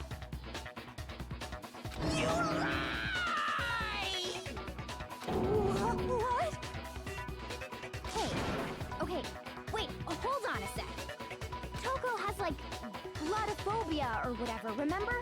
What kind of serial killer is afraid of blood? Is Toko Genocide Jack? The answer is yes and no. Another riddle. Man, why has this gotta be so complicated? Real for sure, but I feel like I understand it. Doesn't mean that Genocide Jack be Toko, but also not. So she's not just one person, but multiple people, right? Okay. Hangman's game. What is this again?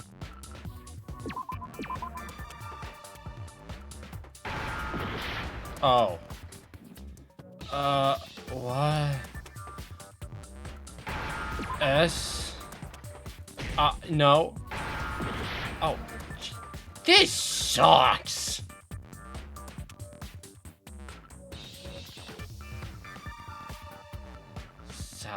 No.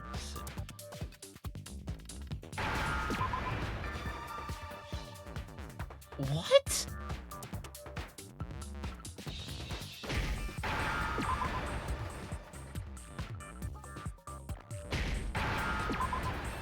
Shinzo? Now I understand. What is this Is it Shinzo? because Genocide Jack has a Oh. split personality? Oh, schizo. Okay. Huh? I think I read that somewhere in the file too. They thought that the suspect might have, what did they call it? Dissociative identity disorder. Oh, okay. But still, to go and say that about Miss Fukawa is... Perfectly acceptable. Toko's strange behavior after seeing the body is proof enough that she has a split personality. One thing that shows. I got it! I got it! You're talking about how she started acting totally different than usual, right? That's right. Think back. She fainted when she saw Chihiro's corpse, and then, when she woke up...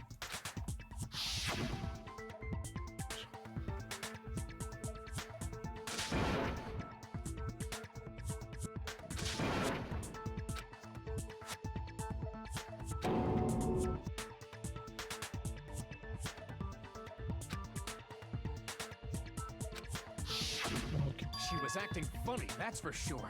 That melancholy tone of hers completely disappeared. Don't go assigning adjectives to my tone without permission. Not to mention, once she regained consciousness and saw Chihiro's body again, she was utterly calm. In other words, within her is one personality that can't handle blood, and one that obviously can. So when Toko trapped herself in her room, it's because she was scared of Genocide Jack?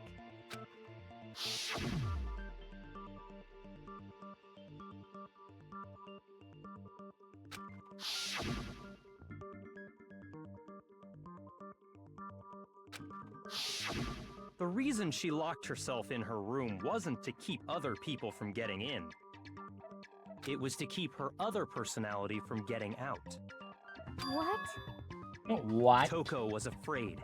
Afraid of the murderous fiend inside of her. Of killing even more people. How? Yeah. How can you know all this? I do believe you misunderstood her. What she's trying to say isn't, how can you know all this? No. What she wants to know is, how could you tell them? Huh? Last night, just before Monokuma gave his motive speech, Toko and I had a strange conversation. She told me a most interesting story. She said a murderous fiend lived within her, and she was afraid it could appear and attack at any time. And that trepidation is what's caused her to have such a bleak attitude. Isn't that right, Toko?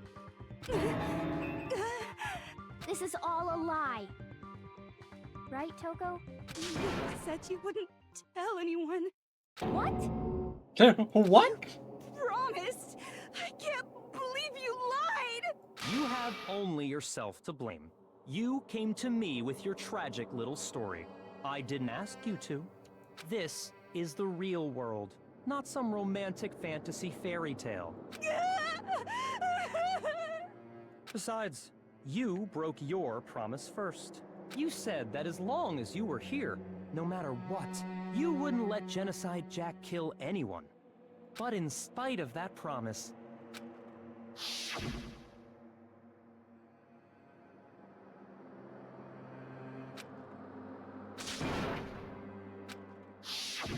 You said if I kept my promise, you would go out with me. That's the only reason I promised. how many times do I have to tell you? I never said that, but you weren't able to do it. You just couldn't resist that rush you got from killing, could you? I tried. I swear I tried to control it. But your efforts were useless. What a disappointment. I hate you. Well, the opening act is nearly finished. All that's left is to hear from the person in question directly. The person? You don't mean... Toko's body suddenly lunged backwards. A huge thud echoed across the court. Next sec. What the fuck? Wow, hello there! Is it me you were hoping to see?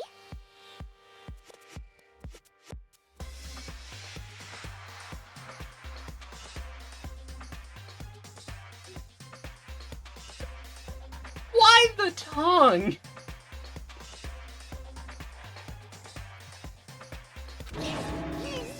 What the heck? I'm with you on this one for once, Hifumi. So you figured it out, huh? Well, whatever. What are you gonna do? I'm the ultimate murderous fiend, Genocide Jack! Or better yet, let's go with Genocide Jill! What the fuck is this? What the fuck is going on? What happened to you? Not Toko. That's a loser name. And what happened is a textbook split personality. So what if one of them happens to be a serial killer? You should turn a blind eye to one's faults. Why the tongue?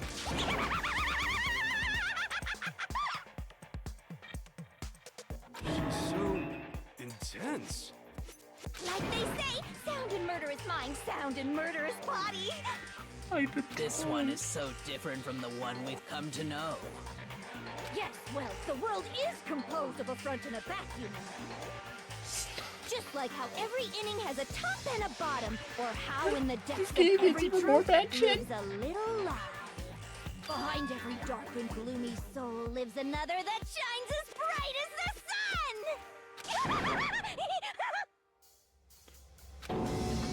This is the murderous fiend Genocide Jack?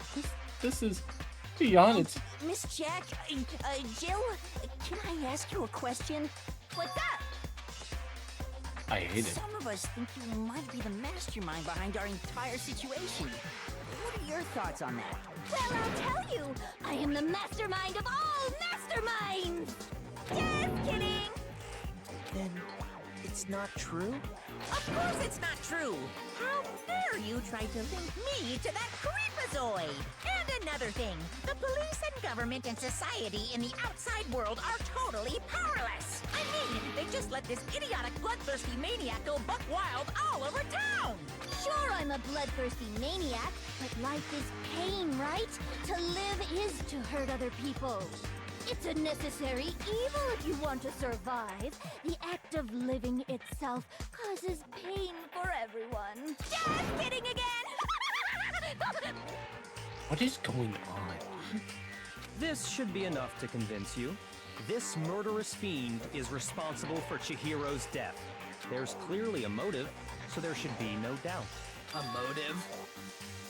Remember what Monokuma told us?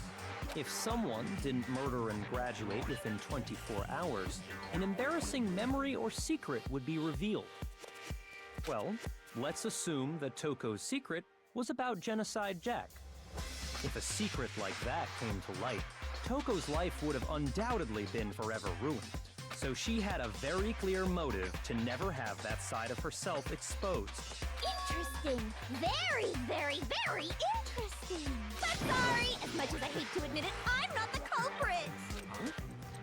But I cannot imagine anyone other than you could murder someone in such a bizarre fashion. Maybe so, but nevertheless, it's the truth. Do you really expect any of us to believe you? Yeah. I could never believe a word you say, you monster! Maybe she's totally right about that, but just looks so bad. She said, need to get some more detail about all this. Make your argument. So, shoot the purple. Sorry, but I didn't kill anyone! You say that, but do you really expect any of us to believe it? Perhaps if you had an alibi, that would change things. Oh, an alibi, huh? Now we're talking! When you compare your past murders to this incident, the modus operandi matches completely. What the fuck? What more proof do we need? Give it up. You killed her.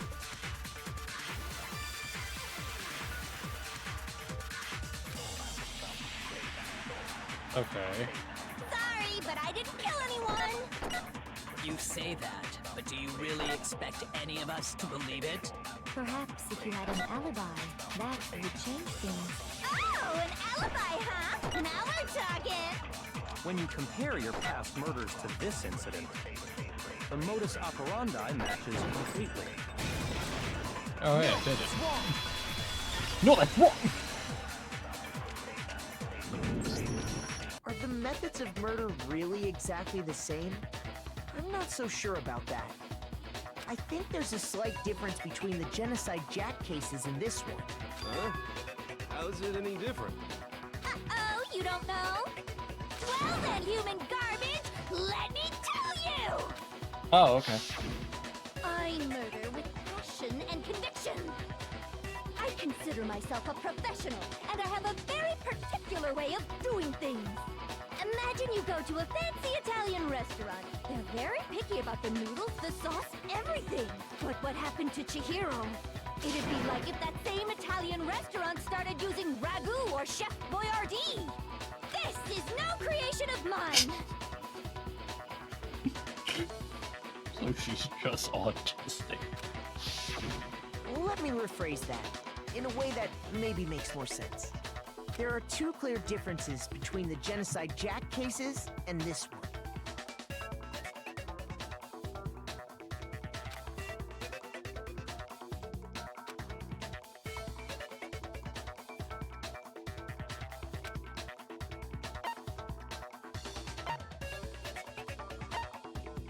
I got it! That one.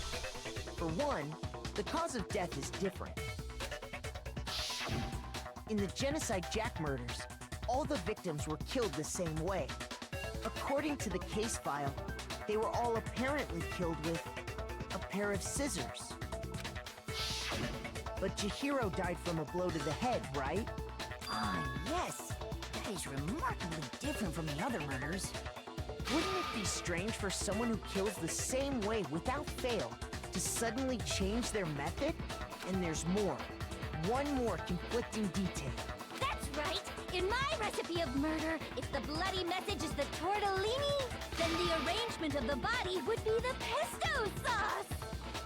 Could you please stop comparing killing people to cooking? Yeah, please. So, are you saying the other difference has to do with how the body was arranged?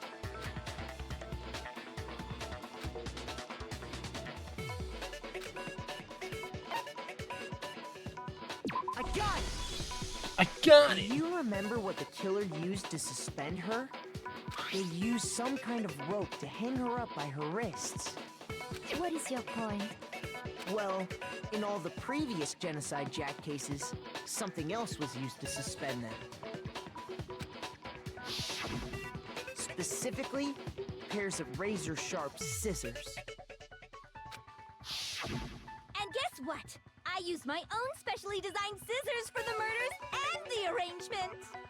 Oh, hey, the one that I don't mind. Like I said, Okay. I'm a professional, so naturally I'm very picky about the tools I use. And you know what else? Big Mac said there's two differences, but he's wrong. Big Mac? Are you referring to me? Listen up, Big Mac. There's actually one more difference. Huh?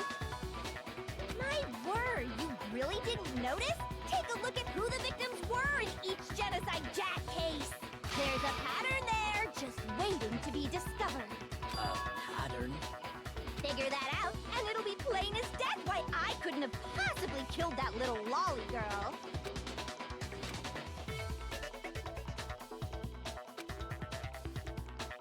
Victim. It's her mother. It was that one, but we're not going Chihiro with was that. a girl? Bingo, bullseye, right on the money! What are you talking about? In all the Genocide Jack cases, all the victims had something in common. They were creepy ass men. They were all guys? That's right! The people I kill with such passion and conviction are all adorable little men! I can't believe I said it! I'm so embarrassed! The hell is wrong with you? The hell is wrong? I can't help it! I'm just a full-throttle boy-on-boy fangirl, and the mopey side of me just hates it. But now I'm on the fast track to becoming a full-fledged fan madam!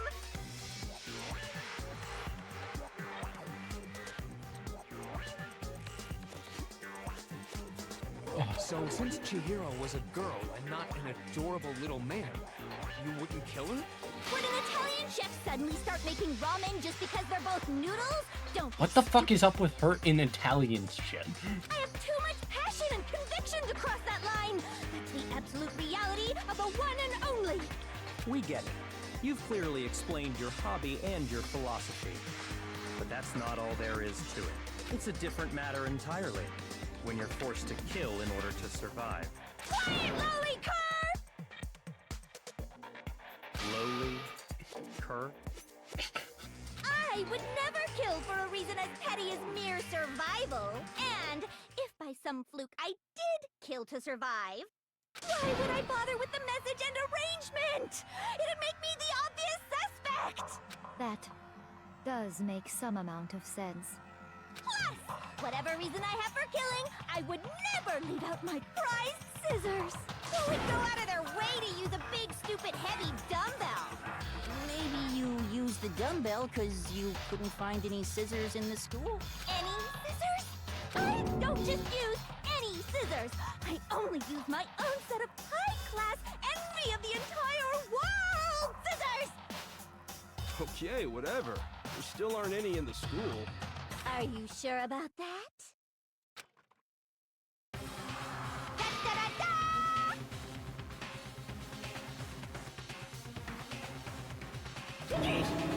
always fully equipped. That's right! So I can kill anywhere, anytime! Why would I resort to dumbbells or rope when I have my trusty scissors by my side? Should probably keep some up her butt. Go ahead, tell me I'm wrong! You can't, can you, gutter dog? All of Probably poop some out.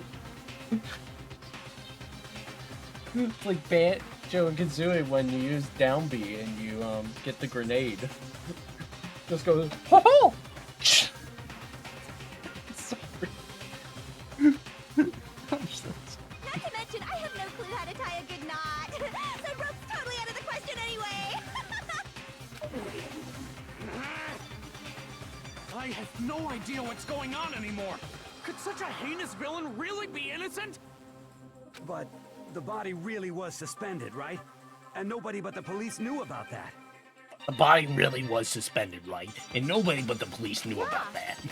That's why we figured it had to be the real deal, and not some copycat killer or whatever.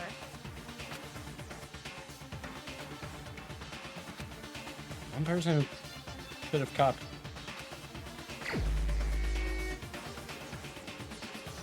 What? Oh, fuck me.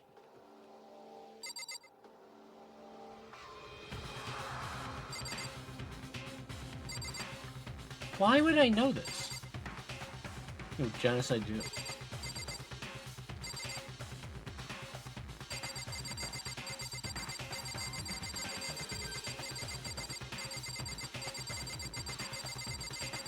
Okay. Yo, I'm gonna pick Sayaka.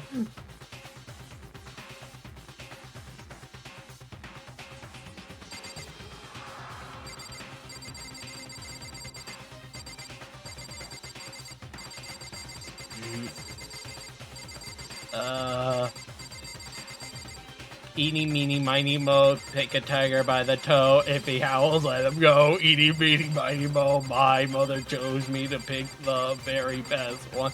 And she said to pick red, white, or blue. One! What do you want from me? I don't know. Hurry, I have 40 seconds. You gotta type fast. Oh, yeah.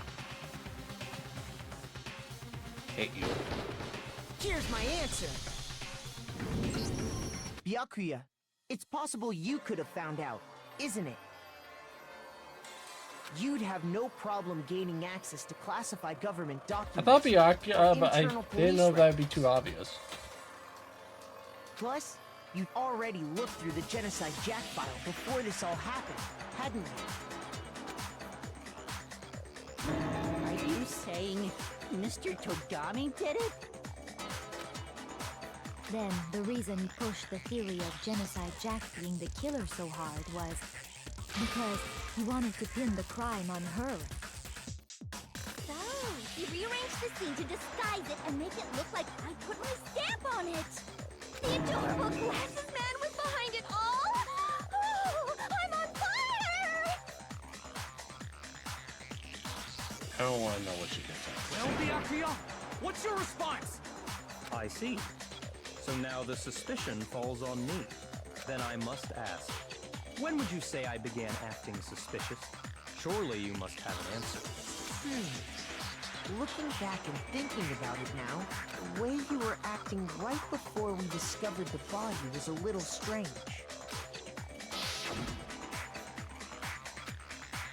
Ooh, they're suspicious, right?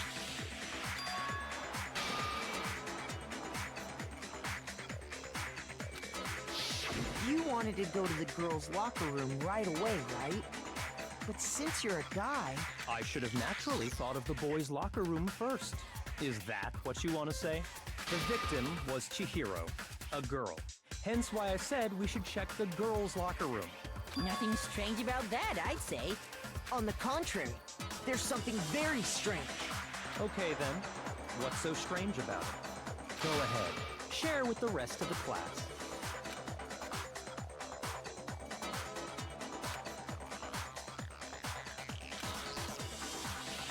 Oh, fuck me.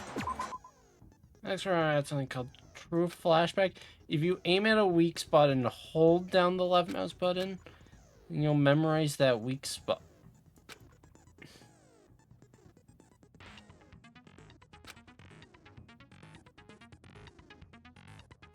What?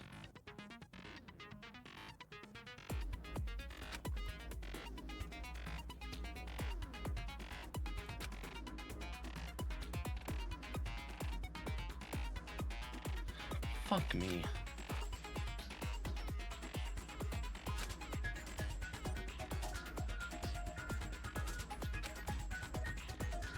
I'm gonna be. Oh. Okay. Well, that's good.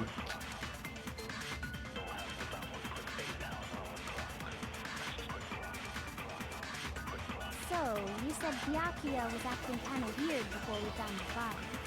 But he was acting weird... how? If you're presented with the opportunity to check out the girls' locker room... Can we stop with the tongue? Take it! That's a natural reaction for any guy! The victim was Chihiro, who was a girl. So of course I would suggest we check the girls' locker room first. There was no time for pointless distractions. Oh, I see. What's so strange about that? I wish you'd taken me with you. Okay, wait, I'm just also realizing something. The square, these tell me like how many scenes are in there. I'm just now realizing that. I didn't see that before. If you're presented with the opportunity to check out the girls' locker room, You absolutely take it! That's a natural reaction for any guy! The victim was Chihiro, who was a girl. Oh, what? shoot!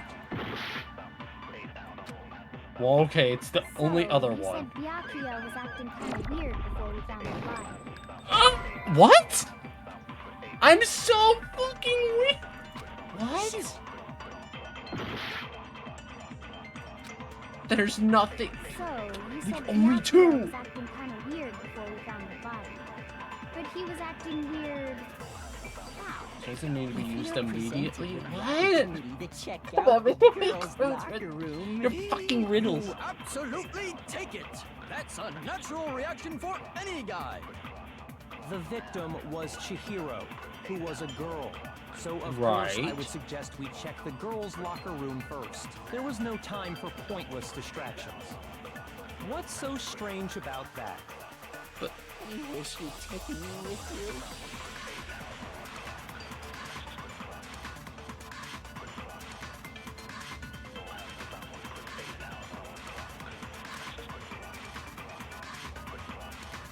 Okay, that's what I did.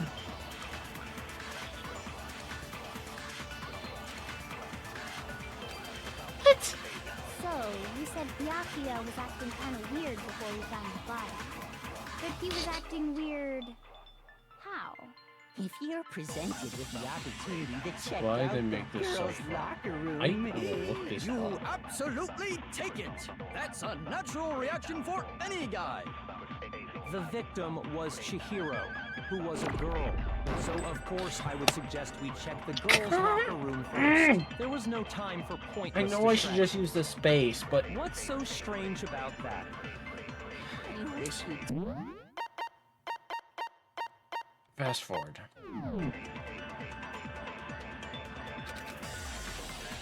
So, you said Byakuya, he was acting... If you're presented with the opportunity, that's a natural... The victim was Chihiro, who was a girl. So of course I would suggest we check the girls' locker room first. There was no time for... What's so strange? I wish you'd taken me with you. So, you said Byakuya, he was acting... If you're presented with the opportunity, That's a natural reaction for any guy! The victim was Chihiro, who was a girl. What the fuck? shoot! What?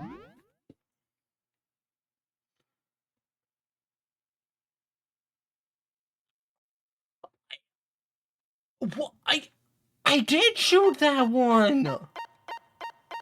What? So, you said Byakuya was acting kind of weird before we found the body. What the?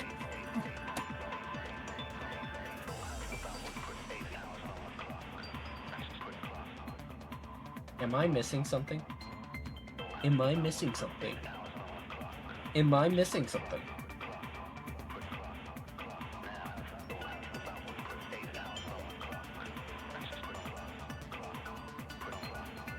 Absorb before we can... What?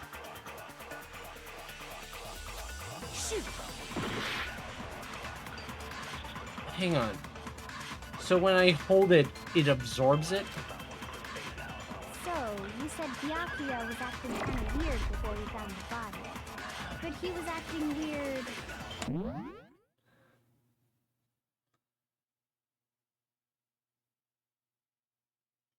That was not fucking clear at all.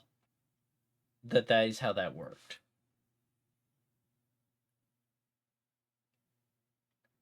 I thought it was how you had to absorb it and then shoot it.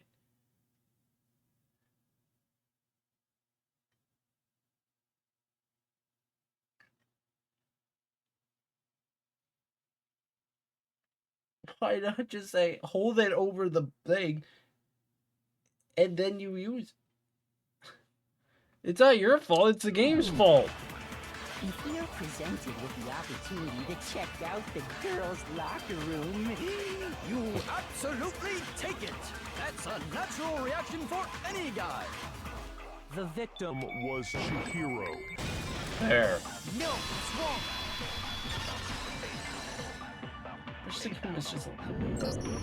I'll tell you what's so strange about that. It's my asshole. Because up until we actually discovered the body, we couldn't have known who the victim was. So your claim that you went to the girls' locker room first because Chihiro was the victim doesn't hold up. I see. That's a good answer, I must admit. Interesting. Very interesting indeed. But your reasoning is still too weak. Huh? What's wrong? Is that it? Surely you've got more than that. Go ahead. Show us. What Byakuya's at? Does he? I'm cornered, but he's acting like it has nothing to do. What's the matter? You're not finished already, are you? There must be more to it. There is. I think. There is more to it. Think about it. We just talked about the differences between this case and past Genocide Jack incidents. The proof you're looking for is hidden in there. Oh? Proof that I'm the culprit, you mean?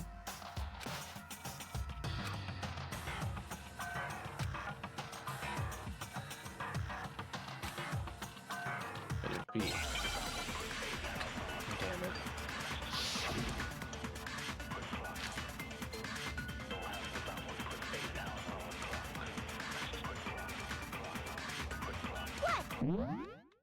I don't want to I don't want to fucking redo this all over again. I feel like I'm gonna have to. In the case You want me to explain it again? When I want to kill, I use my very own special scissors. And I use those same scissors to arrange the body. But Chihiro was suspended with... It was some kind of rope. Was it not? That's right! It absolutely was! Then there must be something very fishy indeed about that rope. Hey, Byakuya, where'd you get it from, huh? I'd never seen that rope before in my life. No, it's wrong. No, that's Actually, I'm pretty sure you have seen it before. Because, you see, that rope, or should I say, that extension cord? What a shot! What? An extension cord? Byakuya, you've Mark's used the been extension looking cord nice, in the eh? library more than once, haven't you? And the same extension cord that was in the library all this time went missing after the murder. And there's no way someone who uses that extension cord as much as you do wouldn't discover that fact. And Byakuya must be the one who took the extension cord. I can't imagine any other possibility. That's really what you think? Then your conclusion is something like this? I killed Chihiro in the girls' locker room, then hung her up and wrote that bloody message. I intentionally made it look like Genocide Jack was behind it. Is that about right? Doing it again. What's wrong? I asked you if you think that's what happened. Hell yes, that's what happened. So that's it, right? Byakuya's the killer. Hell yes, that's what happened. So that's it, right? Byakuya's the killer. Disagree with not disagreeing. He kept calling this a game, right? So he'd be totally willing to do something like this to win. Sorry, but could we hold on just a second? I think we need to talk about this a little more. Sure. Do we really need to? We've already decided who did it. I know, but still, there's something that's still bothering me. Is that right? And what, pray tell, is still bothering you? I killed her in the girls' locker room, then disguised my crime. Specifically, I dressed it up to make it look like it was the work of a homicidal psychopath. What about all that bothers you? Wait, what was that just now? Something's not right. So I was definitely found in the girls' locker. But does that mean, can I really just accept him? I don't think so. There's something. I got it! You say you killed Chihiro in the girls' locker room, right? But are you sure about that? Isn't it possible that the murder took place somewhere else? How disappointing. What kind of question is that? Even in the world of disappointments, this is a true letdown. She was found dead in the girls' locker room. There is absolutely no question about that. How could the scene of the crime have been anywhere else? Well, I think it's entirely possible that she was killed somewhere else, then carried there later, along with the rest of the murder scene. The rest of the murder scene?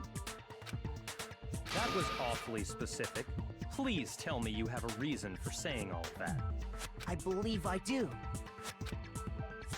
Hey, Byakuya, did you just take... When the story suddenly moved to the crimes.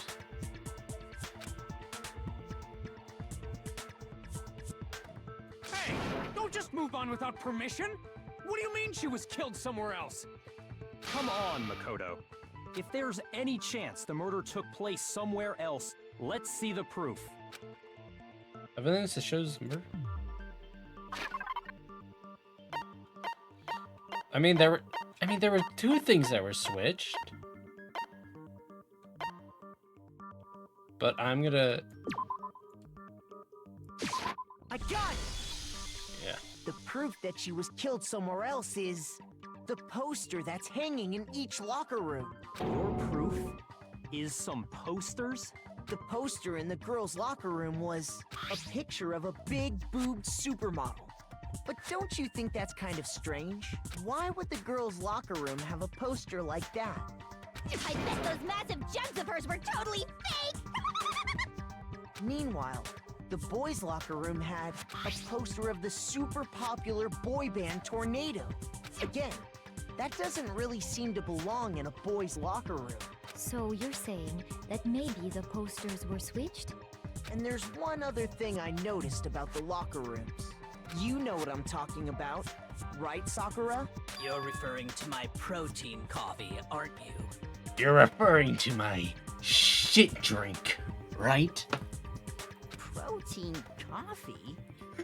While I was in the girls' locker room earlier, I spilled some protein coffee on the carpet. But I noticed that after the murder, the stain had been totally scrubbed away. It was moved. Now I use this one. Boom. I got it! I got it! The stain Look at me on the thinking! girls' locker room carpet wasn't scrubbed away. In fact, I found it on the boys' locker room carpet. That's definitely the stain from my protein coffee. Then, Does that mean that the carpets were switched too? But why would anyone do that? To move the murder scene from one locker room to the other. It's certainly plausible, don't you think? In other words, in order to completely swap the scene of the crime, the bloodstained poster and carpet were moved along with the dead body. By doing this, the killer was able to change the entire room where the murder took place. I can certainly follow your reasoning, but why would the culprit bother doing that? Huh? Why would they go through all that trouble of switching the scene of the crime? Actually, an even bigger question.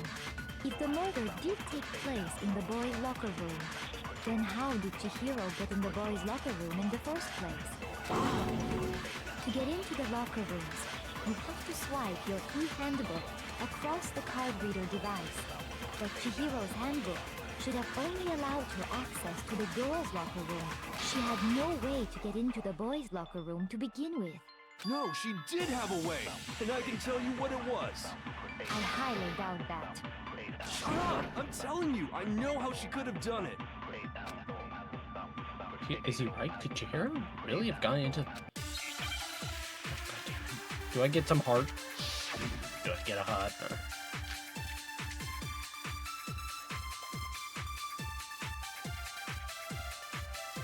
Oh, I got Is it. it really possible? Could Chihiro really have gotten into the boys' locker room somehow? Ah! I got it! She must have hacked her e-handbook. She was the ultimate programmer, after all. I'm sure that would have been no problem for her. No, I don't think that's it. She used the thing that was in the main hall. Huh? What thing? I'm talking about Leon's handbook, of course. If she had that... Oh, wait, I need to grab that. The boys' locker room, no problem.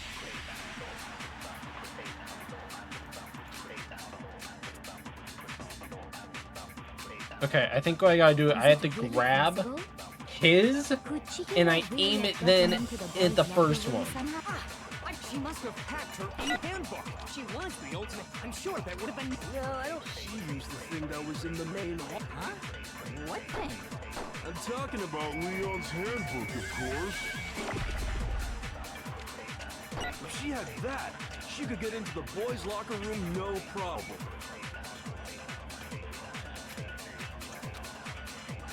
Is it really possible? Could Chihiro really have gotten into the boys' locker room? I got it! She must have hacked her e-handbook. God damn it, it wasn't that!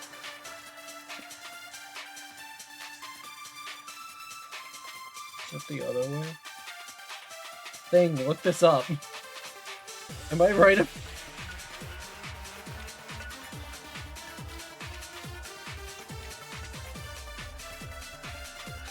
Shoot!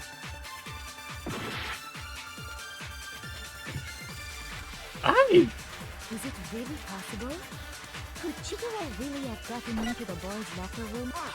I got it! She must have hacked her e-handbook. Oh, he's wrong. I'm sure that would have been no problem for her. No, I don't think that she used the thing that was in the... Huh? What thing? I'm talking about Leon's handbook, of course. No, no, shoot it! Shoot it! Shoot it! Shoot it! You... She could get into the boys' locker room, no problem.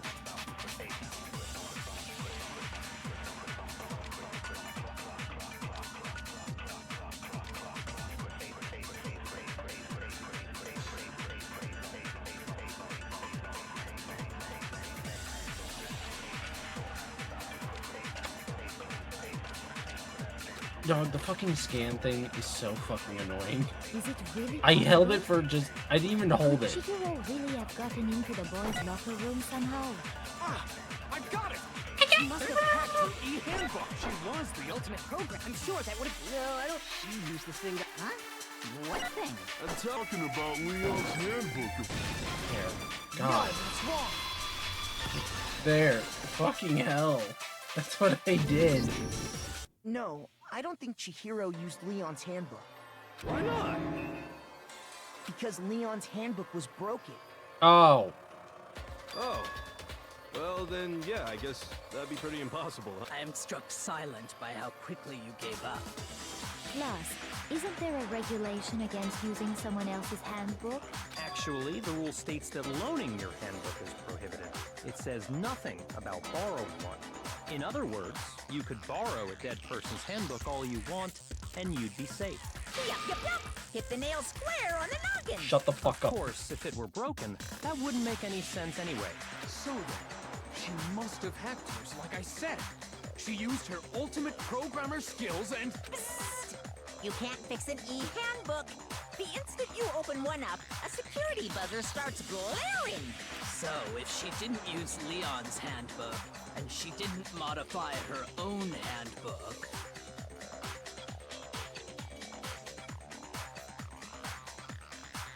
Maybe Mr. Naegi's initial assumption is just wrong? It seems like there's no way she could have got into the boys' locker room. So I guess so. Okay then, I vote for Byakuya. Is that it then? Chihiro was killed in the girls. Hold on a second. Oh, the I goat! agree with you, though. I think you're on the right track. What the?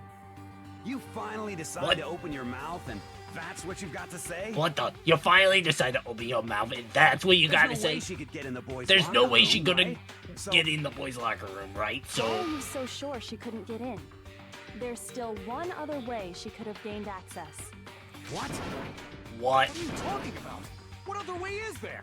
Well, to explain that, why don't we take a little break from the trial? I'd like you all to come see something. Wait.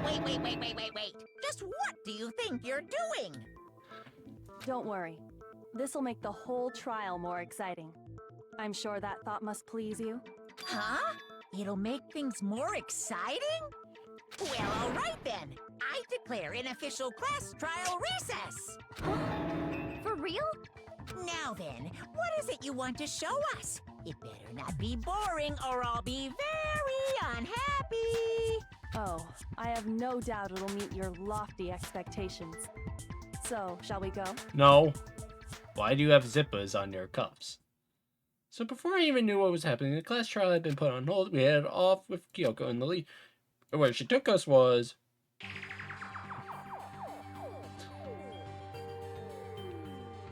The girls' locker room? We've already searched this place top to bottom. What are you trying to pull, Missy? I'd like you to examine the victim's body one more time. One more time. I want to check it Be again. sure to examine the entire body very carefully.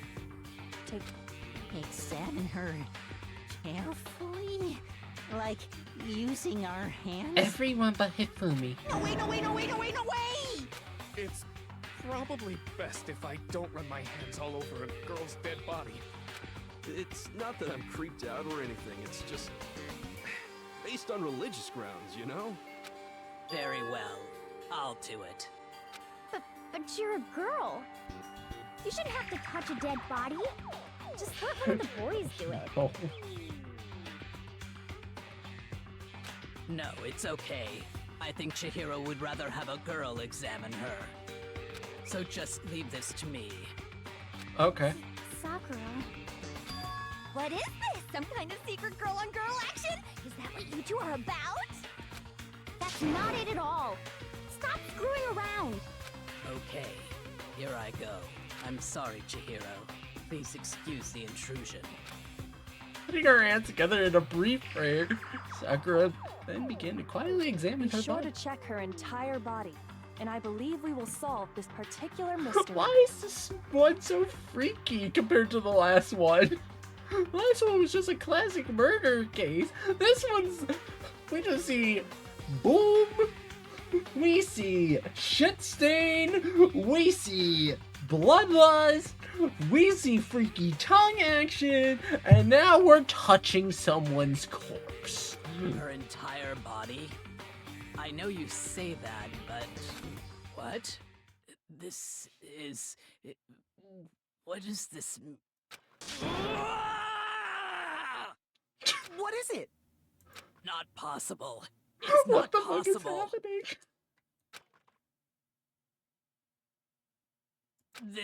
this girl is what?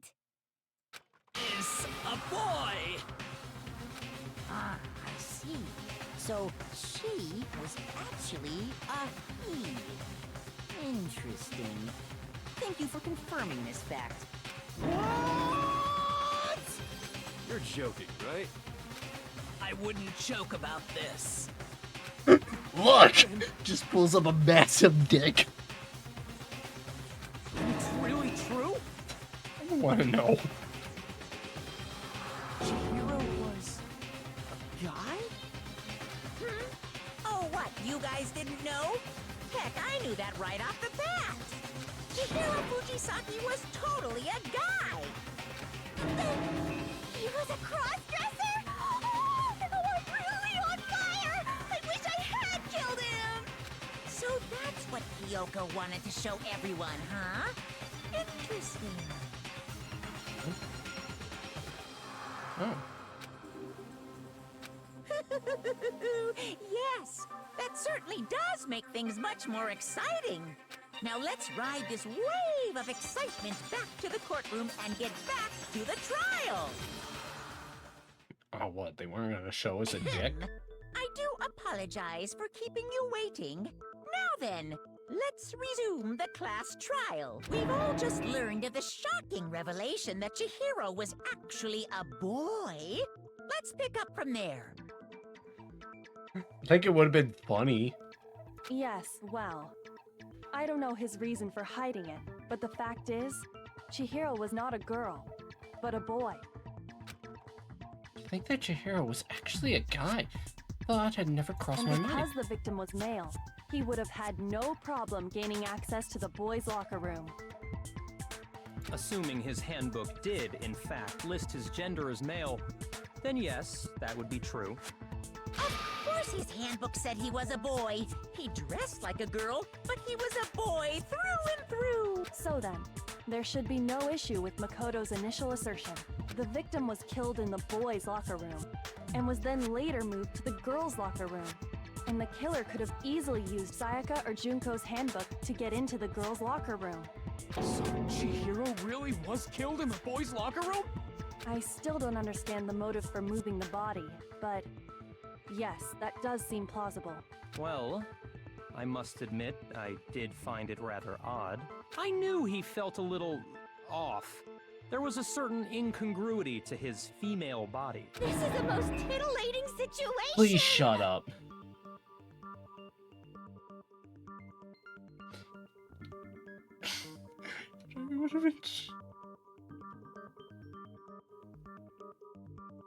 So now everything has been connected. All the mysteries have finally become clear. Okay, well, connected or clear or whatever. We still think you're the killer, remember?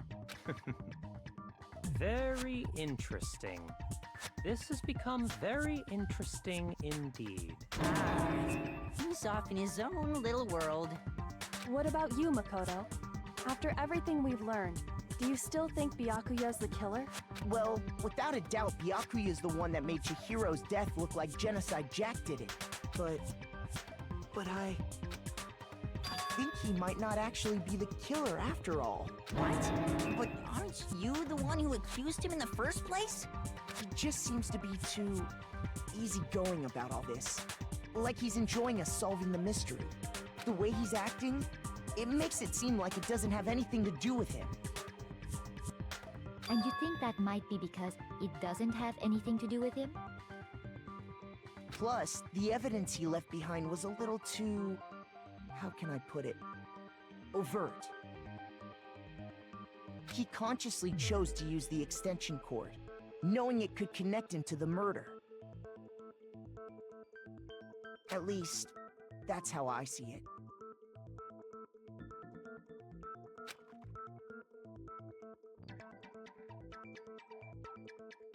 And Byakuya, when you found out the murder took place in the boys' locker room, it seemed to rattle you. And then again, when you found out Chihiro was actually a guy. If you really were the killer, that stuff wouldn't have had any effect on you. So that's your thinking, huh? Well, it bothers me that you don't have more concrete reasons, but it's fine. I guess I'll mark it as correct for the time being. Mark it as correct? He's right. I am not the culprit. I just happened to come across the corpse in the girls' locker room and decided to alter it. Are you fucking with us right now? Are you fucking kidding me? No, I am not effing with you right now. I'm telling you the truth. Well, I find it very hard to believe. Are you fucking kidding me? He almost got us all killed because he was bored?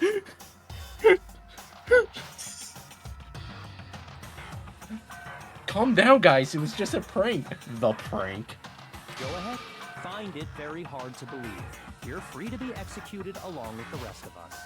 If you're really telling the truth, then why? Why do you do that to his body? My reasons hardly matter right now. Uncovering the culprit is much more important, wouldn't you say? Now then, if it wasn't me, who was it? Well, I don't think I can say for sure without talking about it a little more. We're seriously gonna keep going? We're all good, aren't we? I thought it was clear Byakuya did it. No, I'm with Makoto. If there's any doubt whatsoever, we need to explore every possibility. Because if we're wrong, we all die here. That's true. Very well then. I'm with you too.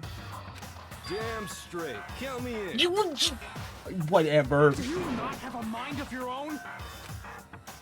Of course I do. What am I, an ant or something? Yes. Anyway, let's discuss this all as a group one more time. One more We still have time to time. make our decision. That's very true. Our lives are all on the line. Excellent. Then shall we resume our game of hide and seek? Byakuya didn't do it, then who's the real killer? Who murdered Chihiro? There's one thing we could be sure we know about the killer. I was able to gain access to the real murder. The killer is a guy.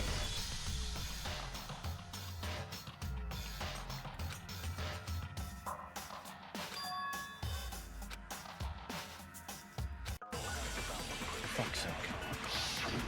Make your argument, and don't fuck up.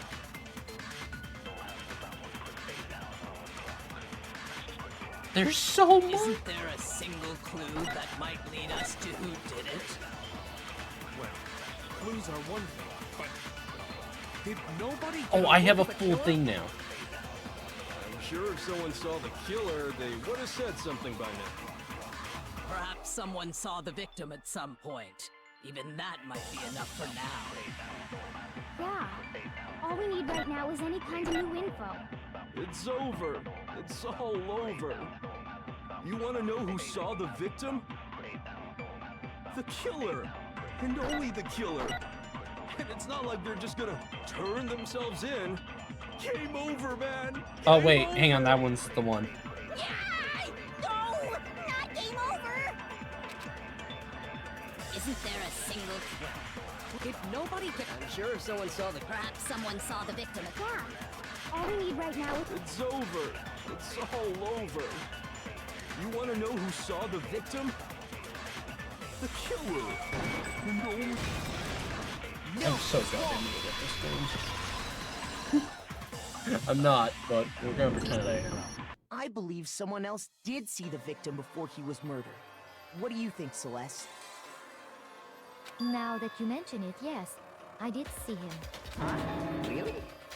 Oh, but I suppose only Makoto knows about this. Makoto.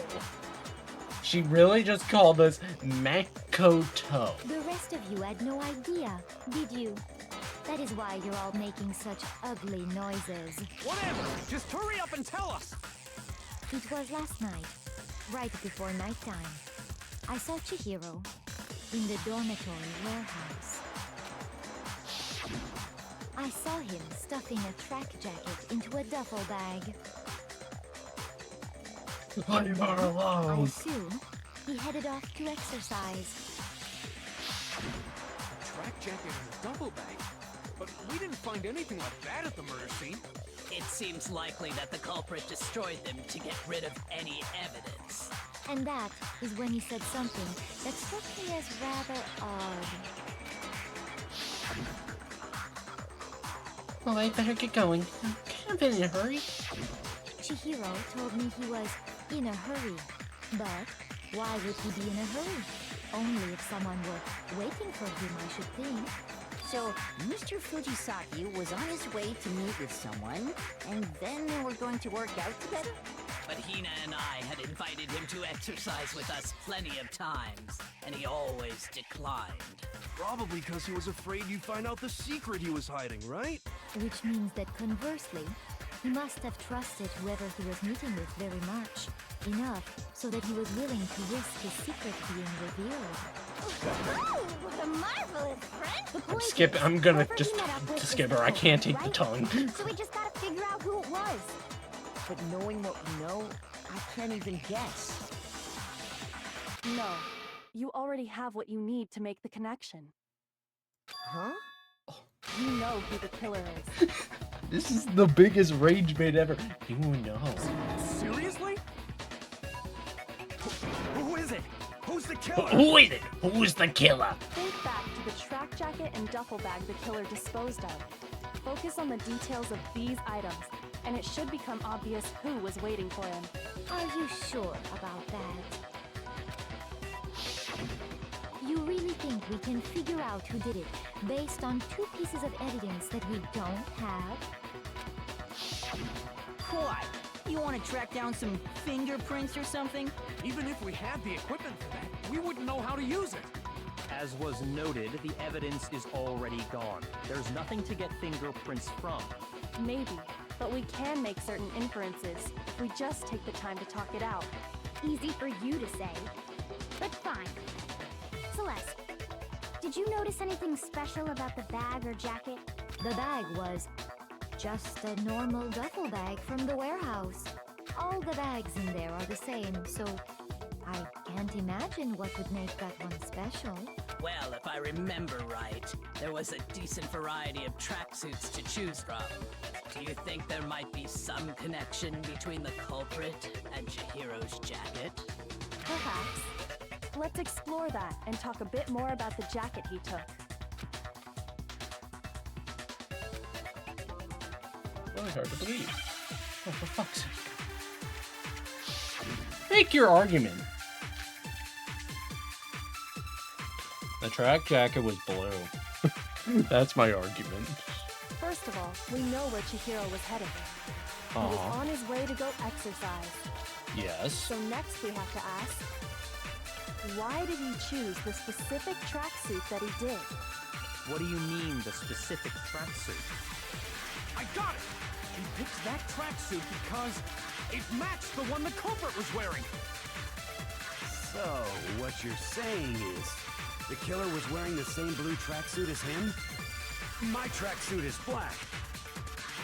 I don't even have a tracksuit. Because exercising sucks. I have a white tracksuit personally. I got it from the warehouse, if you must know.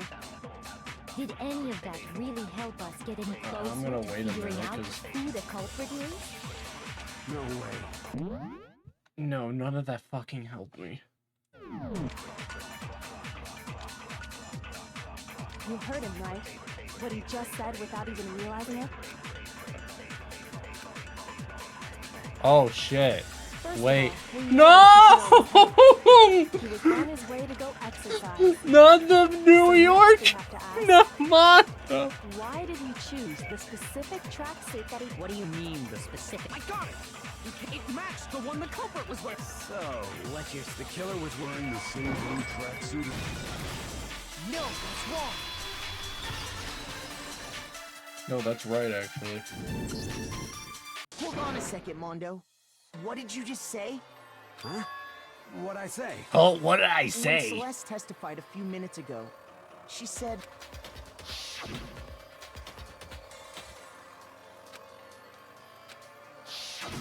She never said anything about the jacket's color. So why did you say Chihiro's blue tracksuit? What are you? You just... What are you? You just... Hey, Celeste, what color was Chihiro's tracksuit? As a matter of fact, it was blue? And before we began the trial, did you tell anyone that?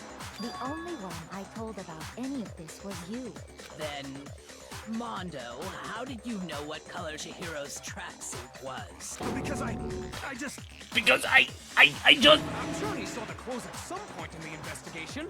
No, that can't be it. The bag and clothes were surely disposed of by the time we began our investigation.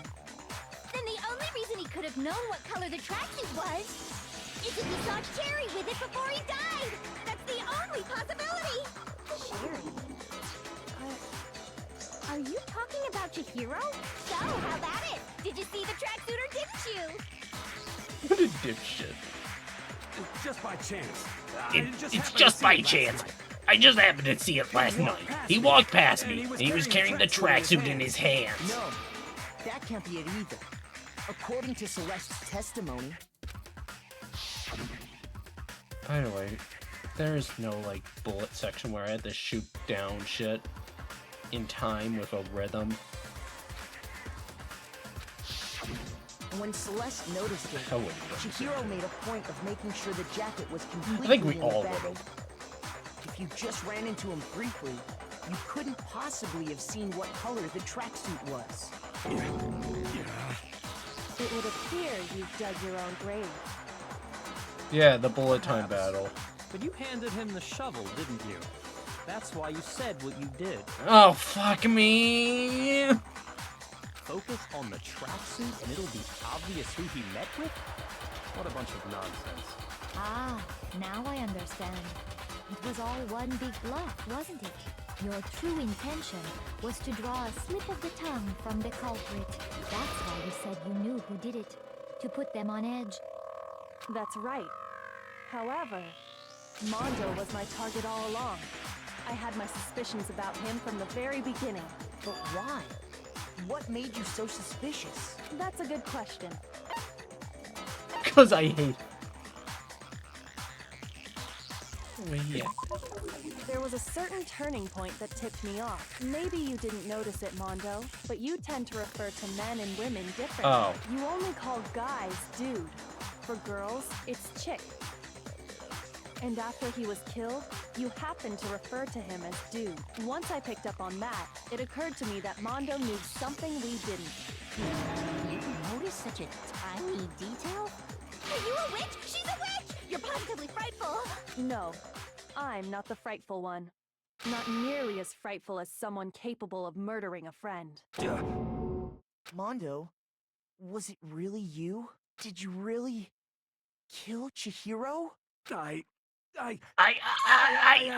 didn't kill anyone. I didn't kill anyone! All over me. You've been all over it, judging everything I say, putting words in my mouth. What gives you the right to treat me like a goddamn criminal? He would never do something like that. This is a false accusation. It's true. My reasoning on that is pretty shaky. That was fast. Well, this does present us with a problem. It seems we are all out of leads. My time has nearly come. That's what my little ghost friend is telling me. Oh yeah, that reminds me. Hifumi, weren't you telling me you found some evidence? Really? What kind of evidence? Actually, now that I'm thinking about it here calmly, it might not be all that relevant. Jeez, does your confidence just get up and walk away? It's fine, man. Just tell us. If you really insist, then... Here it is. What do you have there? It happens to be an e-handbook. I found it laying on the ground, so I scooped it up. Oh, like...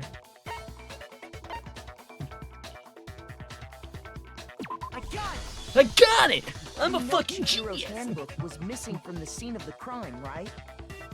For a fact. For a fact indeed. I was totally sure I'd found it. Then it must hold some clue about the culprit, right? Well, that's what I was hoping.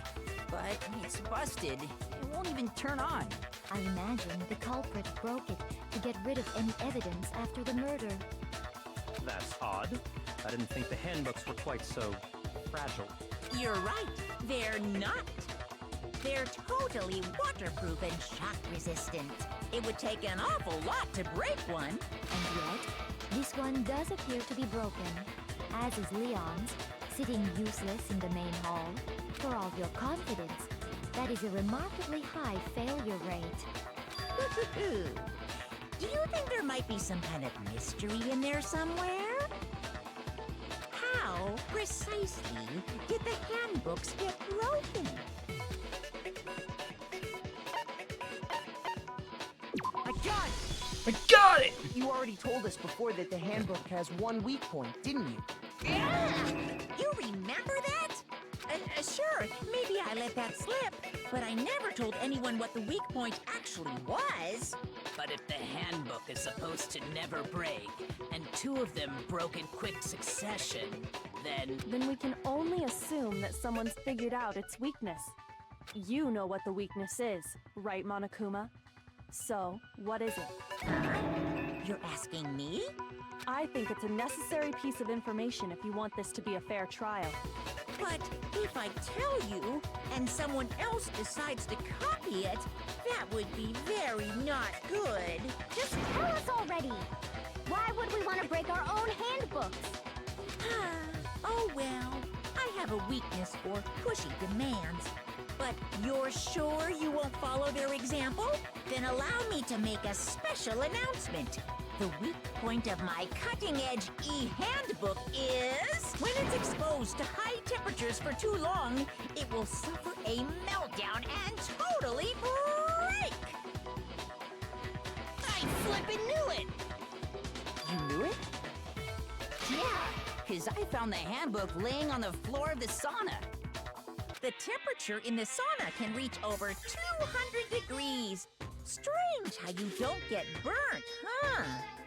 It's because as your sweat evaporates, it creates a cooling layer of air around your skin.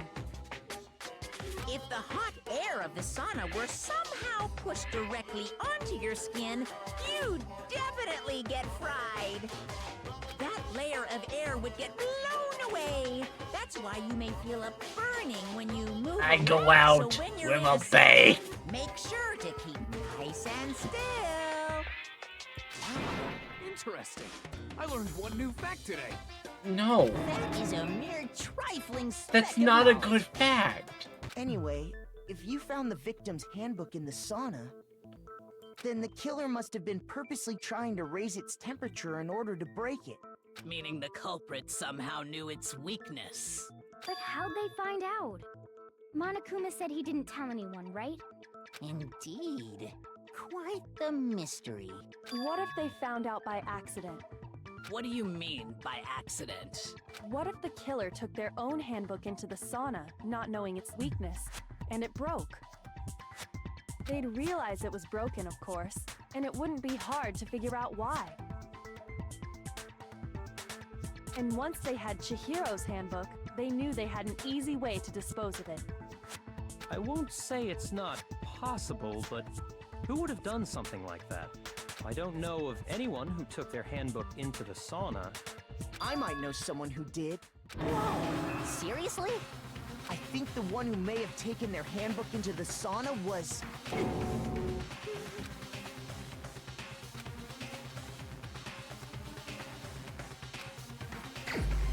Oh gee, I wonder who it is.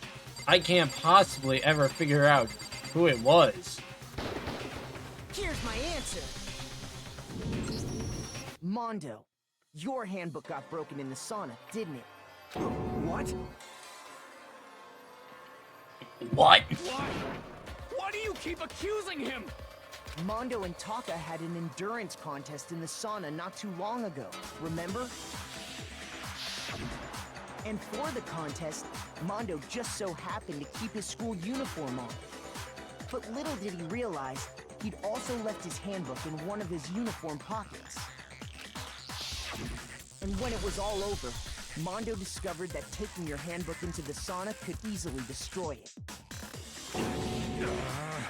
No, wait, hold on. You've got it all wrong. He would never kill. I don't accept this.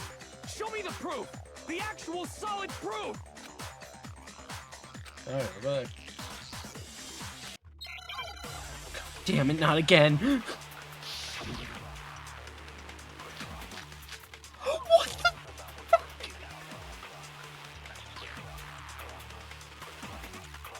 Let's test Makoto's assertion. If what he says is correct, then Mondo, you broke your own handbook. In other words, if Mondo's handbook is actually broken, then that proves that what Makoto said is right. Well, my goddamn handbook works just fine! See? Look! Makoto was wrong after all! Mondo wouldn't hurt a fly!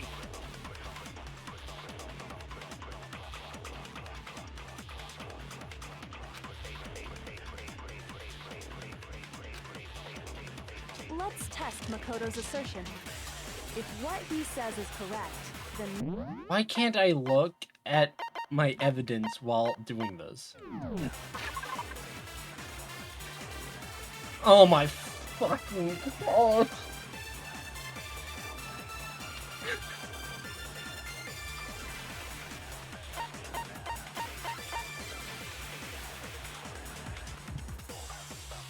I think that is what it is, too.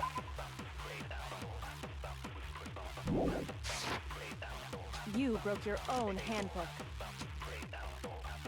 In other words, if Mondo's handbook is actually, then that proves that what... Well, my goddamn handbook works just fine! Shoot! Let's test if what he said you broke your own. In other words, if then that proves that what... Hi, Iconic! Welcome on in. Handbook works just fine! See? Look! Makoto was wrong after all! What the... Shoot! I hate this. Let's test Makoto's assertion. If what he says is correct, then Mondo, you broke your own handbook. In other words, if Mondo's handbook is act, then that proves that what... Well, my goddamn handbook works just fine! Oh, it was that one. An idea for a Cobblemon. For the Cobblemon craft. You mean the Mondo, one the handbook you have right of now. my server? Is it really yours? Sure. Just type it out and I'll read it. The fuck is that supposed The to mean? fuck is that supposed to mean? The broken handbook that was in the main hall. Isn't that one actually yours? What the heck are you talking about? What I mean is, I think Mondo swapped his handbook out for one Just that actually works. DM it to me. I think he took Leon's handbook and replaced it with his own. After all, Monokuma said himself that Leon's handbook never should have broken. That's right! The punishment it suffered wasn't nearly enough to destroy it. So then, the broken handbook in the main hall is actually Mondo's, which would mean that the handbook Mondo has right now is actually Leon's, yes? But doesn't that violate the school regulation that says loaning out your handbook is prohibited? Well, here's how I look at it. There is a rule about loaning your handbook to another student, but if they're dead, they're not a student. It's kind of a gray area, I admit. But no worries. If anything, it just makes things more interesting. As such, I decree that exchanging handbooks with a corpse is not a violation of the rules. Well, Mondo, if I'm wrong about this, you're welcome to say so. I'm happy to admit I made a mistake, but... Son of a bitch! Son of a bitch! What's wrong, bro? Come on! Tell him he's wrong! You are wrong! You have to be wrong! Everything you just said is wrong! You made it all up! Okay, then why don't we look back on this case one more time, from the beginning? That way, everything will become clear, and we'll all see if I was right or wrong. Okay, is this the puzzle thing? Oh yeah, it is. I actually like these.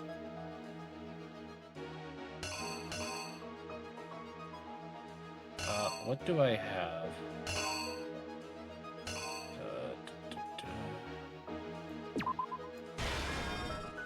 Oh.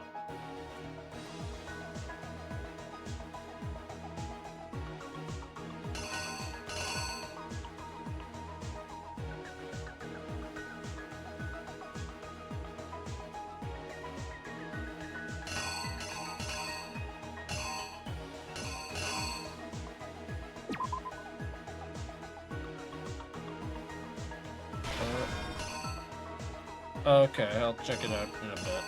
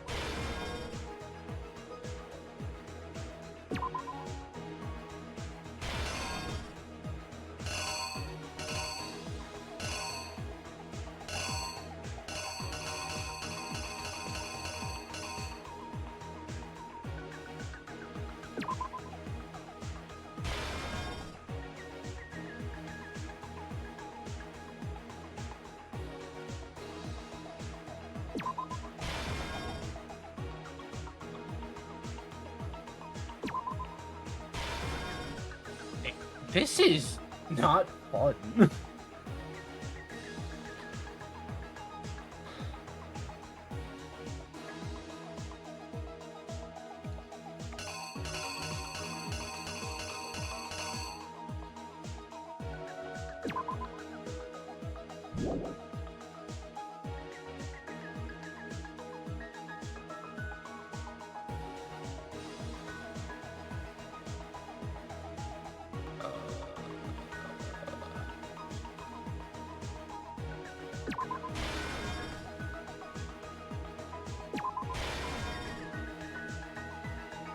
What? Why?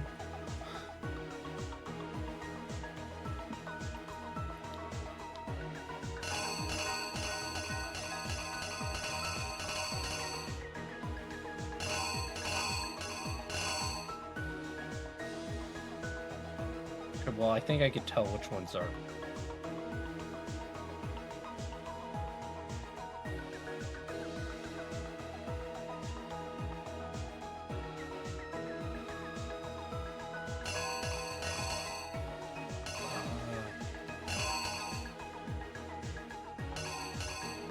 God. I hate this.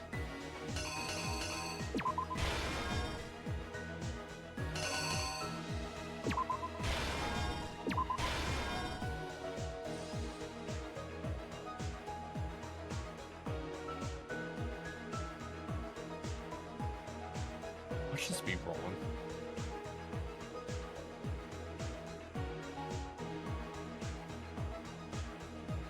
Quick question. I want to look this up.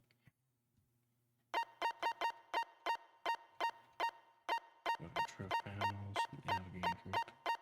Yes, if you target an entity.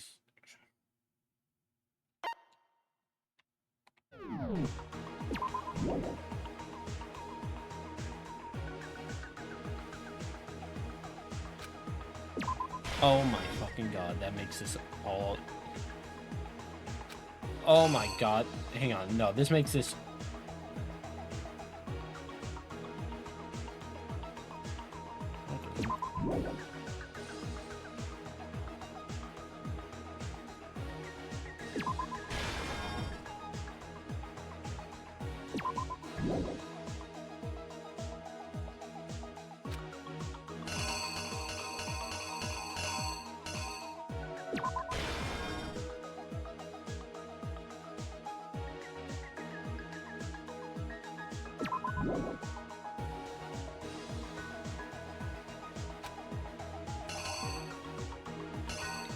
Oh, wait.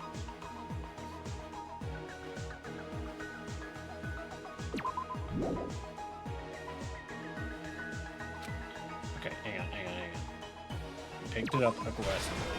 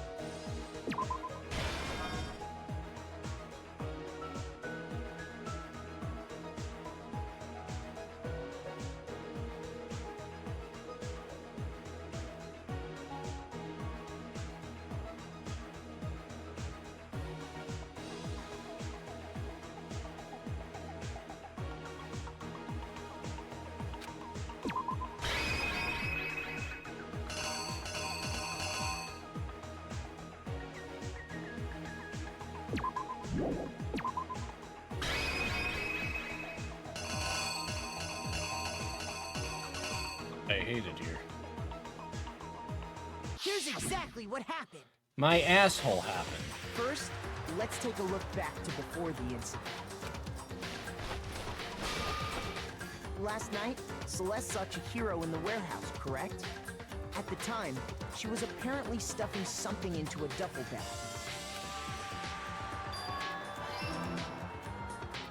That something was a blue tracksuit. You can confirm this, right, Celeste?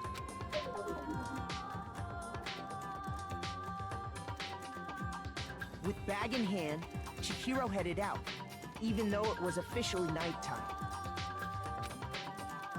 She made her way to the locker room, specifically the boys' locker room.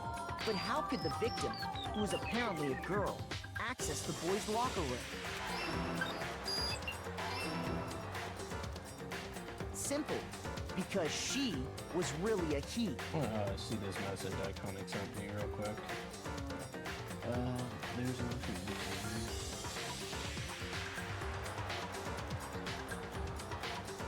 Okay, Iconic, if you're still here,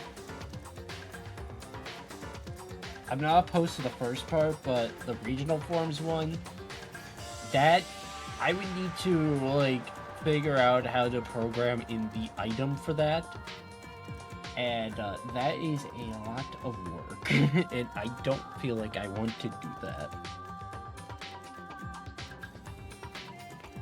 Which is why he was able to use his own e-handbook to gain entrance to the boys' But I do locker like room. the idea. Maybe later on. Once inside, he met with someone there. And the person he met was the one who killed him.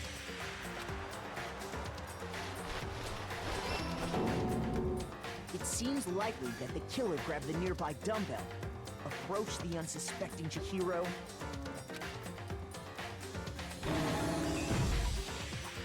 and attacked him. And that's where the bloodstains on the poster and carpeting in the boys' locker room came from.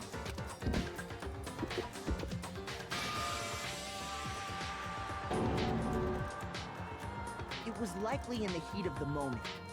The body was arranged, but the murder itself felt unplanned. Which is why the killer hurried to try and hide the act. First, pulling up the bloodstained carpet. Then, removing the bloody poster.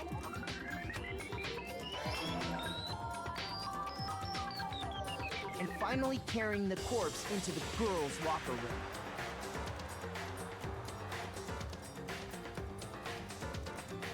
A girl's handbook was necessary to get into the locker room, of course.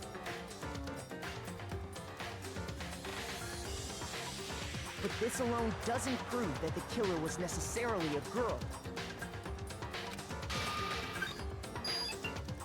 After all, Sayaka and Junko's handbooks had been placed in the main hall. Using one of those, a boy could get into the girls' locker room without much problem. And that's exactly how the killer did it. With the carpet and the poster they brought with them, they got to work. They changed the layout of the boys' and girls' locker room in what you might call a crime scene switch. That could have been the end of things, but no. Byakuya discovered the body and decided to intervene in the situation.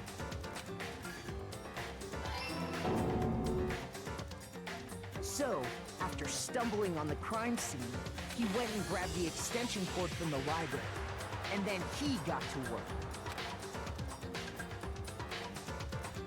He used the cord to string up Chihiro's lifeless body.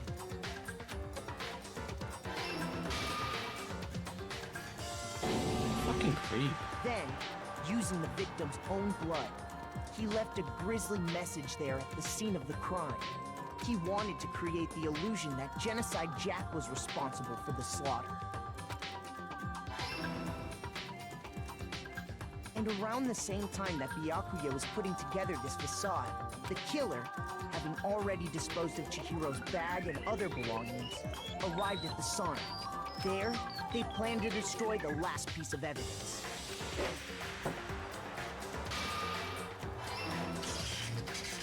And just as the killer expected, the steamy sauna was enough to ruin the electronic gadget. Somehow, the killer knew that the handbook couldn't stand up to the heat of the sauna. And the reason they knew that is because the sauna had already wrecked their own handbook. And that's how it all played out. Isn't that right, Mondo Orada? Hey, I did it. Wait! No! This can't be right! Where's your evidence? Yeah! Where's your evidence? You need evidence! You need proof! Without any proof, you can't pin any of this on him! Evidence Mono's killer, though.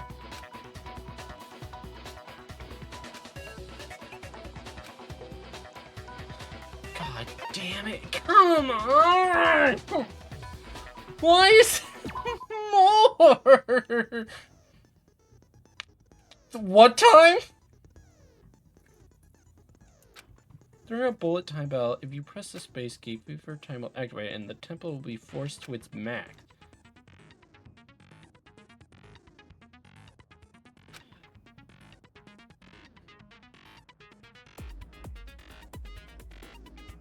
What?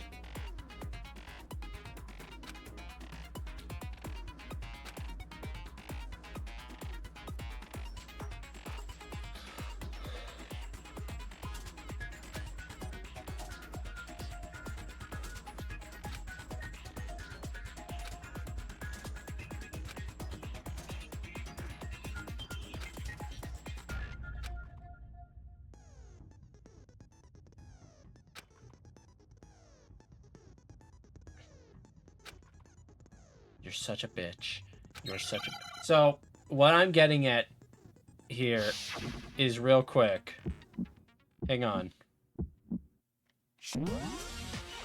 Is that when they do that time, I then do fever time. You're wrong! I won't listen! I refute you! False! Show me some evidence! I won't listen! False! I refuse to vote! Show me some evidence! You're wrong! I won't listen! I refute you! False! Show me some evidence! I won't listen! False! You're corrupt! I refuse to vote! Show me some evidence! This should prove it.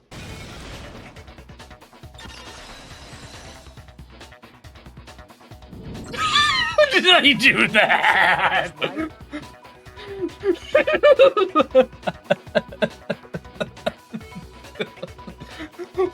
What the fuck?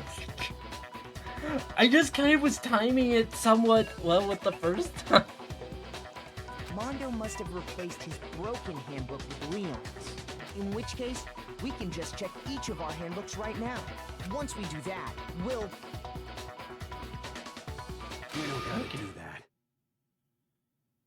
You don't gotta do that. Yeah, Yeah. I did it. I killed him. I did it. I killed him.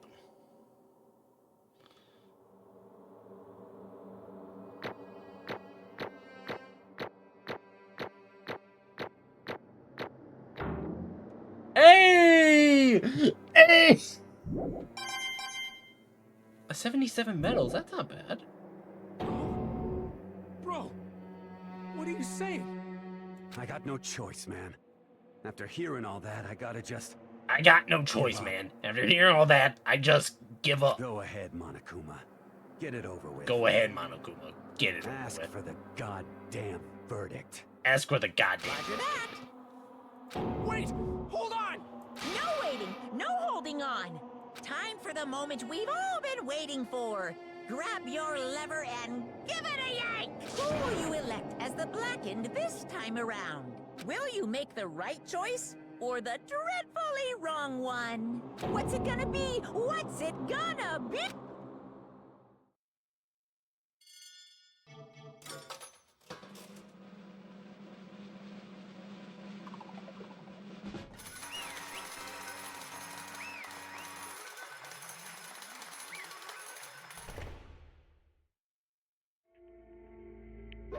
What? Oh, this time it looks like you got it right again. Yes, it is so. The blanket that killed Chihiro Fujisaki was Mondo Uwada. In case you're wondering, the vote was not unanimous. Kiyotaka chose the wrong answer. You were treading very close to danger zone, Mr. Ishimaru. You need to be more careful. I refuse to believe it. There's no way he would have killed someone. Sorry. Sorry. What is this? Why are you apologizing? Why did you do it? Now then. Well, it looks like Mondo's taking a vow of silence, so let me explain on his behalf. Actually- The story of the murder this time is a sad story of two men. But for anyone who doesn't really want to hear it, you're gonna hit the control key to fast forward the text.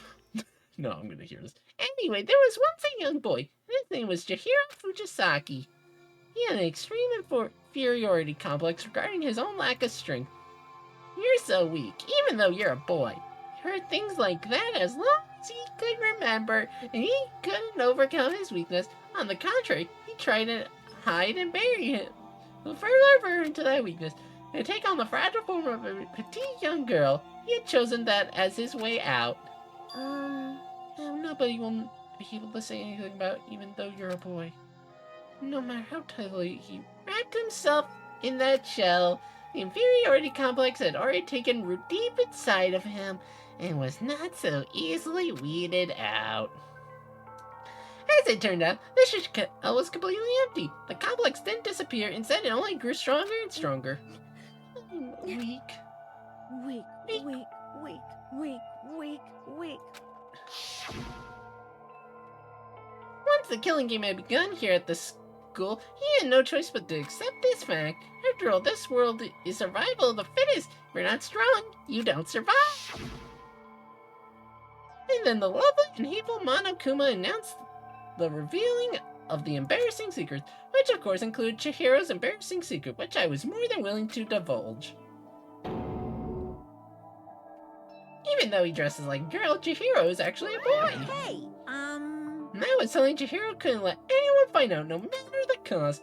If that was revealed, it would be the end. The hardened shell would crack, the armor would fall away. Without a doubt, those around him would torture him more than ever before. Everyone figured being thrust into such a dilemma must have sent him spiraling into despair. And yet...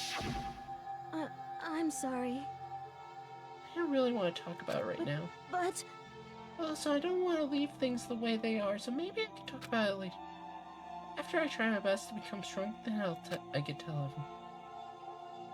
Annoyingly, he used the thread of discovery to motivate himself to become stronger. That's right.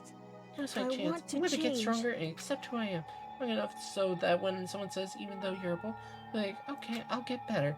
With that thought at the front of his mind, he resolved to take immediate action, and so... That day he made the commitment to begin exercising. He was prepared to retrain his mind and body, but sadly, that would be the first and only chance he would get at it. hey, When he decided to start exercising, he thought it would be good to ask someone for help. But he wanted to tell that person his secret first and then ask them to help him from there. I didn't know he was a boy, by the way, when I sent that. I was being funny. I had no idea. This was like a funny buff girl. And the person he went Yeah, to? that's right. It was me. Yep, it sure was. The biker gang fella had been painfully clear about how important his manly promises were. So Chihiro probably figured that even if he confided in Mondo, Zion would make him keep the secret. Well, as Mr. Macho Mondo was a very symbol of a strong man that Chihiro had always aspired to. Maybe talking to Mondo about it will give me some courage.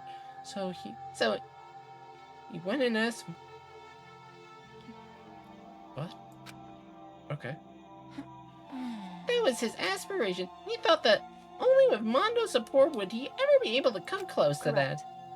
So then that must be why Mondo did what he did. To keep the promise he made to Chihiro. Oh, did what he did. You mean that's why Mondo carried Chihiro from the boys' locker room into the girls' locker room? Yes, that's exactly what I mean. Wasn't it to cover up what he'd done? Certainly. It could have been part of it, but I don't think it was the main. The purpose was to keep the promise between men he made to Chihiro. But how does moving the body keep it secret? Because if everyone knew he'd been killed in the boys' locker room, one would have been arguing about how she got into the boys' locker room, right? Stuff's got sloppy. Once that started up, at least a few of us have immediately begun to suspect his identity, so he tried to protect Chihiro's secret by putting him in the girls' locker room, stealing his handbook, see? Then Mondo did all that to keep the promise he made to Chihiro, who he also killed. Why would he do that? The more I hear you talk, the more I don't understand. I mean, you guys trusted each other, so why did you? Because no matter what, I didn't want anyone to know. I knew it. So that's what triggered it, after all. Possibly having your embarrassing memories and secrets exposed. What is this? That's impossible. Nothing could have been that bad. Something you didn't want anyone to know, even if it meant killing someone. It's impossible. Don't make me repeat myself. How many times must I... To judge others by your own standards is the height of a folly. Even if you can't comprehend it, you obviously can. That's all there is to it. Well, we're honest. Why did I tell you? An embarrassing memory, the secret you didn't want anyone to know. You know what Mondo did? He killed his own brother.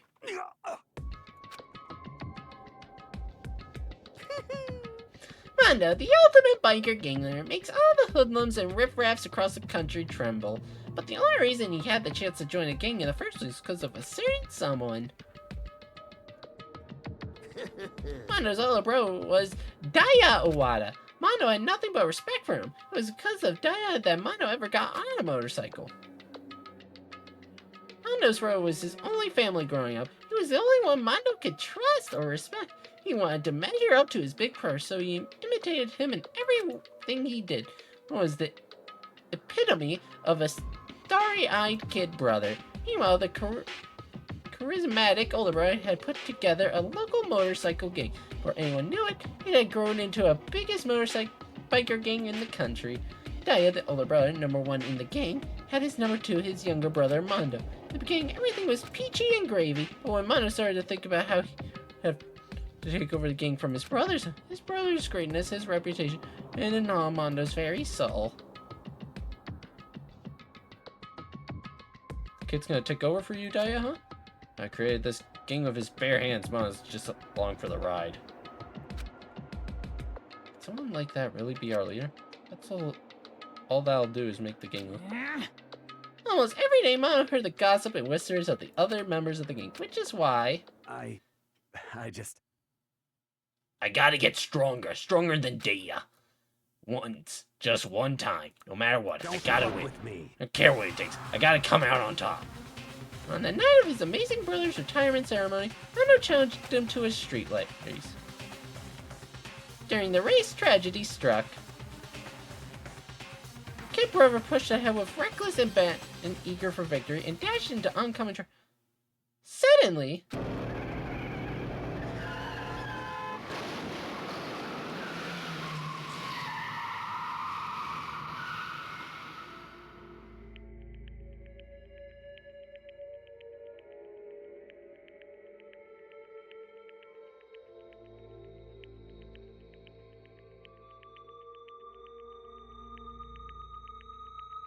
Back in his kid brother's arms, the older brother delivered his... My bad, kid. I fucked up. Sorry. Of course, he knew it was his brother's fault, but Daya never blamed him for what happened. Hey, kid. The rest is up to you. No matter what, you gotta keep the game together. Because it's the team you and me put together. It's a promise between me. He decided to hide the truth of what happened from everyone else in the gang in order to keep the gang together and keep the promise to his brother. He could never admit to anyone that it was his own weakness that had caused the accident, and as a result, the team was made even stronger under the banner of the kid who bested his big brother. I don't even feel bad now. Shut up, thing. This is emotional. It became the explanation of what happened. Mondo's lie became the truth. He wanted to lead the team so bad he was willing to tell all kinds of lies about his brother. I'm strong. Strong. And yet, as soon as our killing game began, he realized no matter how tough he pretended to be, he was just another weakling that could die in an instant. Yeah, we already know about all that. Mondo killed his own older brother. No matter what, I couldn't let the other gang members find out. If that happened, everything would have been ruined. Everything me and my brother had worked to create would have been destroyed. His death, all the guilt I'd been carrying around, all would have been for nothing. So that's why I Mondo. after I saw what Monokuma had on me, my head filled up with all kind of fuzzy uneasiness and just started swirling around. I'd never felt anything like it before. I didn't know what to do about it. I wasn't sure what to think or say, and after a while, that fuzzy uneasiness turned itself into a rock-hard lump of anxiety, way down in my stomach. It was right around then that Chihiro asked me to start working out with him. And right there, he told me a secret. Seriously? Jesus! I'm sorry. Yeah, I'm sorry to lie to you. But why? Why now? Why are you telling me all of this? Huh? Because, I mean, you kept that secret all this time, right? If anyone found out, you would... You're right, but I want to change. I want to change. I've wrapped myself in lies. I'm weak. I want to destroy that version of me. His words were like a knife in my gut. I felt like he was exposing the lie I've been living myself. I have to change. I don't want to be weak. You're so strong. It can't hurt you, right? Whatever secret Monokuma might tell. You piece of... So what? You're saying I should just say it? What? You're saying if I really am, I should just be able to tell everyone my... Huh? I was jealous. I was jealous of Chihiro's strength. He had the strength to face his own weakness, to try to overcome. It was the kind of strength that I've never... So I was jealous, and that jealousy broke. What? Are you making fun of me? I'm strong. Are you fucking with me? No! I'm not making fun of you. You really are strong. Felt like I could hear something starting to creak, something inside my head. What did he want me to do? What was I supposed to do? Was I supposed to just sit back and let my secret get revealed and ruin it? What's wrong? What's wrong? Why did you have to tell me all that? Are you trying to run my failure? No, I just really admire you. I admire your... Yeah, That's right. I am strong. I'm strong. Stronger than you. And stronger than Daya. I don't remember anything after that. When I woke up again, he was laying at my feet covered in blood. I had the dumbbell in my hand and I was just staring at him down on the ground. Hey! I killed him. Chihiro. I killed Chihiro. Even after all this time, I'm still just as weak as I've Even always after all this time, I'm still just as weak as I've always been. Thanks to that. And thanks to that, I did something I could never take back. Mondo, he was normally so aggressive, so he had that weak side away from him. It's his weakness that lived in his heart like his... and turned him cold-blooded. God damn it! Look at him! You see, you're all just like him. For a secret from the past, for a memory. For that, he killed another living human in cold blood. He couldn't cut free of his regret from the outside world. He doesn't know what true strength is. Do you see hope anywhere in there? Because I sure don't. You bastard! You son of a bitch! Go ahead, say that again, I dare you! Yep. Okay, I'll say it as many times as I want. is what I want to say, but unfortunately I can't do that right now, because it's time for punishing his fast. Punishing? You mean execution? That's what I promised you, right? The blacken that deserves a piece will be punished. Ridiculous. Hold on. Now then, I prepared a very special punishment. for Mondo, the ultimate biker gang leader. No, wait. Let's give it everything we've got. It's punishment time. Expected Chuck. I said what? Sorry, man. Sorry, man. I couldn't keep the promise we made from one man to another. I'm scared.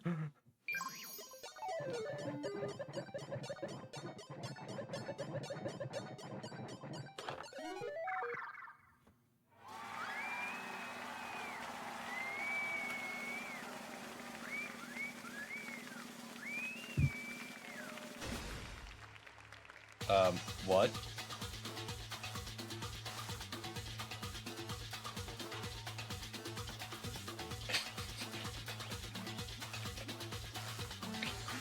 Stop funny.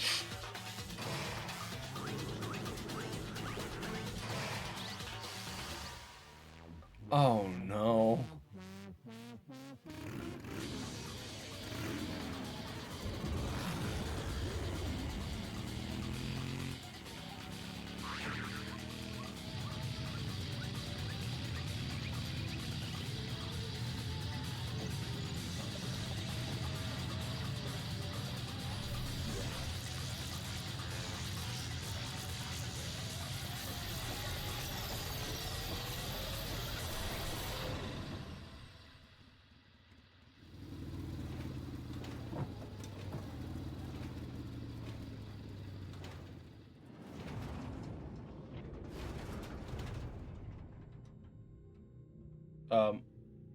What happened to him?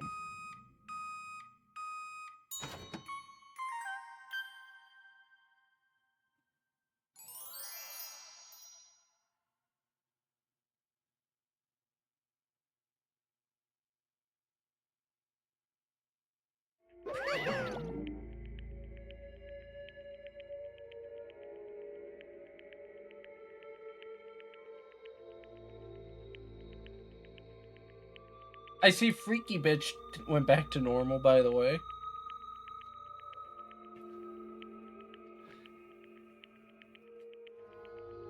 That's fucked. That is so fucked. It can't be my brother. Another murder and another I want to feel again. And lives are taken so lightly here. I feel like I might be going mad. Maybe I'll just let Saka's sad screams evaded ourselves. We were each forced to realize once again. But he, of course, he had to. What a disappointment. It's the end of the game. Byakuya? What is this? You're completely insane, you know that? A game? One of our friends is dead. Do you realize? Naturally. Of course I do. It says naturally. Because this game of life... Hey. I don't have anything to say to you. I don't have any response except... However... Just, Why should you go out of your way to disguise Mondo's... What? Why? Isn't it obvious? Because it made things more interesting. Voice was calm, emotionless, like the voice of death. It chilled me to the... Last night, when the murder took place, I was in the library as usual. Honestly. So you ignored the nighttime rule too? That rule never mattered to me. I don't recall agreeing to There it. is nothing to be done. But I don't particularly care. Please continue. The night grew late, and I decided to return to my room, which is when I stumbled upon him. Found Mondo coming out of the girls' locker. After he'd gone, I looked inside and saw the corpse.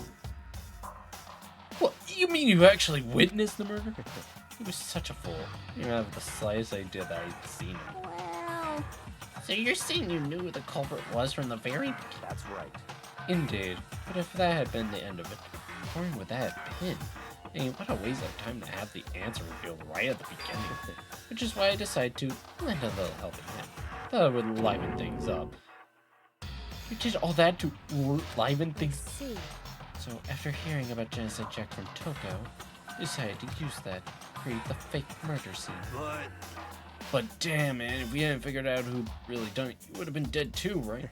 Well, obviously, I would have revealed the truth before it reached that point. Of course. Yako turned and looked at him, feel his sharp eyes piercing. Thanks to a certain remarkable someone, it never did. I was able to perform an interesting. Once I do decide to become blackened, I now know who I'll have to watch out. Well, Correct. so that was your reason. Are you satisfied? Indeed. Yes, you're done listening to your story. Moving on. There's something I'd like to ask Monokuma. What's this? Oh, I'm up next. I like to perform these elaborate executions each time, correct? Question is, why? Do you like them? But you know, this punishment, this is fair. It's not just for you. All this punishment, all this fair is my gift to mankind itself. You're over-exaggerating. I am not over-exaggerating. These punishments are meant to transform all hope to despair. What do you mean? Mean? Mean? Mean? Mean. Good grief, I don't understand why you have to pick apart every little stupid thing. Whatever, it doesn't matter. Ian, I'm gonna stand alone as the victor, and then everything will be revealed to me. Ah, the noble son of a noble family. Truly, you understand. I think this is the start of a terrifying friendship. That's enough. Shut up. I never stooped to the level of childish criminal like you. Let me just say this. After I have achieved complete victory, you're up next. I'm gonna find you and kill you, understand? In the name of my family. In the name of the Togami family, for which victory is foregone conclusion. You're getting all Ooh, so cool. It's like you're the main character of a video game or something. No trash mob for you. I swear, whatever it takes, I will kill you. Temper. Sounds like someone needs a nap. God damn it, why couldn't it have been Byakuya? Kuma's laughter peeled across the courtroom, and a curtain closed on the case of Chihiro Mondo. But I knew it wasn't the end. The killing game would still continue, because the mastermind wouldn't let it end. For those of us who were still alive, our worst fear and despair kept on multiplying. Kind of despair that felt like a blind puppy in hell had more future. Of all our courage, our effort, our friendship, felt like it amounted to nothing at all. It was the worst kind of despair. What? Well, anyway, like I was saying, this is a pretty good spot. Yeah, a really good spot. Anyway, isn't it amazing how that girl went and killed someone before things even had a chance to get boring?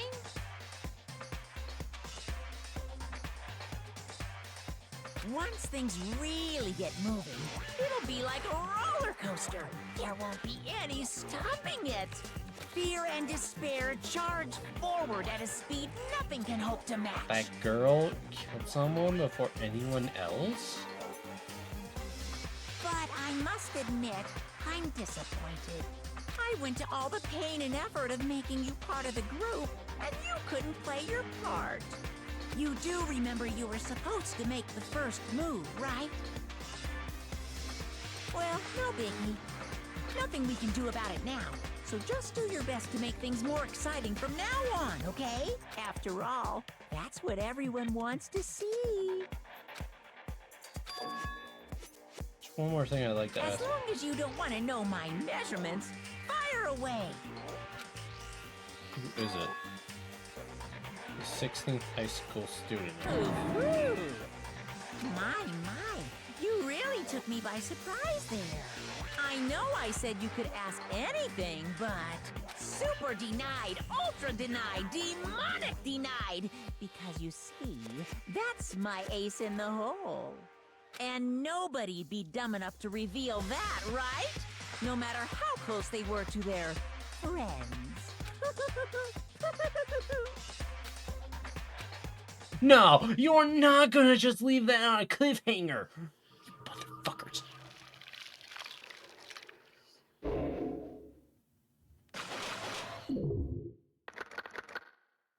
$10 left. So the next possible amount after chapter 3 will be 7.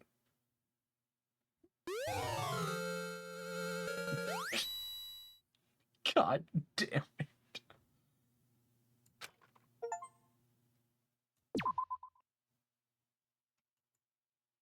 Well,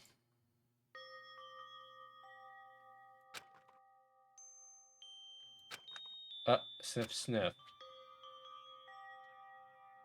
I know I shouldn't cry.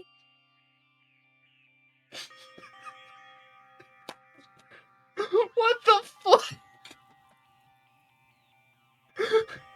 What the fuck is this? But I've had enough. I can't take it anymore.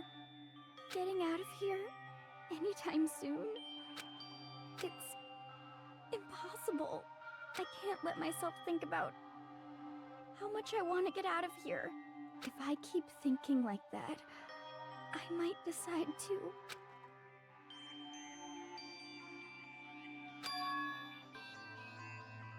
Donuts. I need to eat some donuts. That'll cheer me up. What? Glazed donuts, twisty donuts, jelly donuts, cream-filled donut holes, malasadas.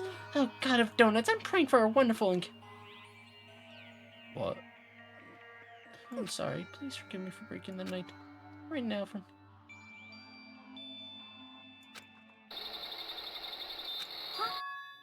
Huh? Huh? What's that sound? Sounds like it's coming from the bath. But... I'm super scared, but... Is someone there?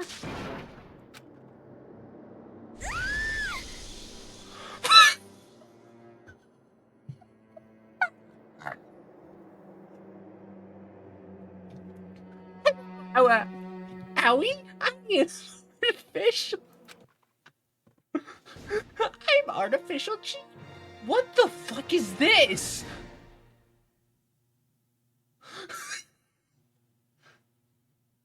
Morning after the conclusion of the second-class trial. Oh, god damn it, I want to end it. We're met up in the dining hall, just like always, and I expected to start like any other. That's what I expected, but... Today's count kind of sucks, huh? Toko and Byakuya, well, still refuse to show up. And it's Miss S.A. anywhere. She said her stomach was hurting, so she's taking it easy in her room. Oh, that's rather unusual for her, knowing she's so full of energy. Which is exactly what makes me worry. So then, So it's just the 7 of us then. Looks that way. How about that? It's times like this where the committee chairman needs to get things going with a bang. Impossible. Or not. Taka hasn't said a word since everything that happened just. But one look at his face showed the end left a wink glass. Must be because of Mondo. Two of them became so close, and then he finds out Mondo killed Chihiro. And then having to watch Mondo get punished and nothing he can do about it, I can't even imagine what it must have done to him. Get out of it, man! I mean, what's gonna happen now? You haven't found any way out. I have no idea if it helps him. I say we all kill Hifumi. That way we then just say, we all did it. We simply have to make the best of things, do our best to get along and live here together. Forget about the outside world and accept this new land. It's the only hope we have now. What? To live here? Well, Here we have every...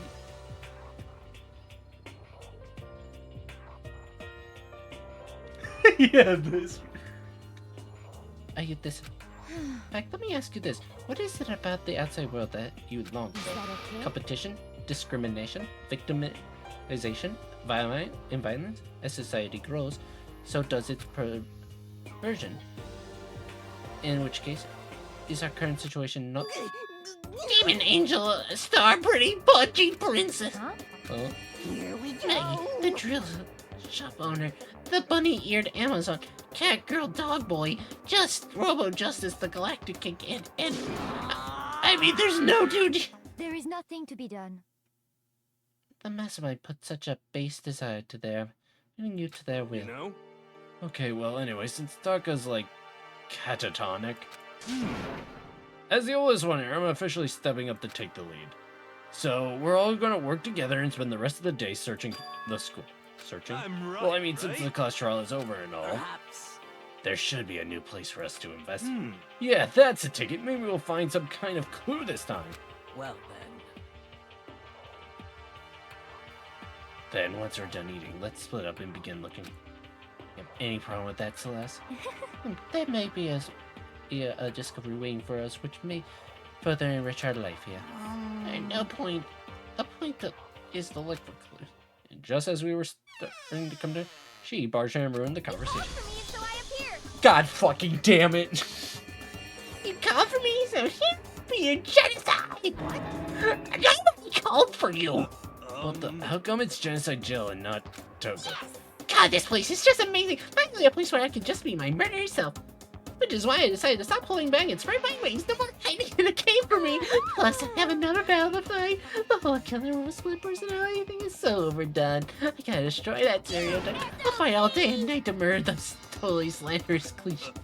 But you are a killer with a split person. If she weren't here, my chances of survival would go up at least 10%. Come on, you gotta bag me up here. Even the biggest stars need the people to hold them up. Well, whatever else we do today, first we should eat. We can't do anything on empty. You're right, let's hurry up and eat so we can start our investigation. So we were forced to eat breakfast with a murderer, and after our much needed but very annoying meal, we set out to look around the school. Can I save? Awesome. Cool. Okay.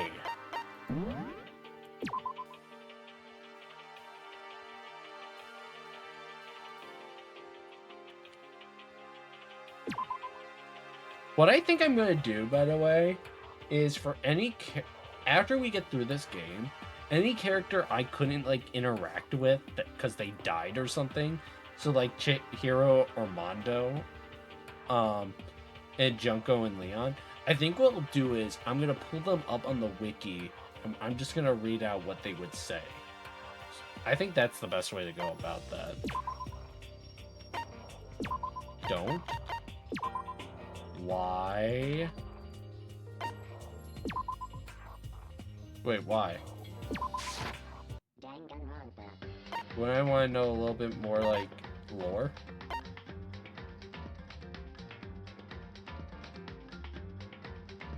No, I'm talking about when I get through the game. Like, this game. Yeah, no. Yeah, no, I'm not gonna... Hey, what's with bonuses, by the way? Oh, goody! No, you're all good. Wait, can I just do it from here? Oh. I'll do this one.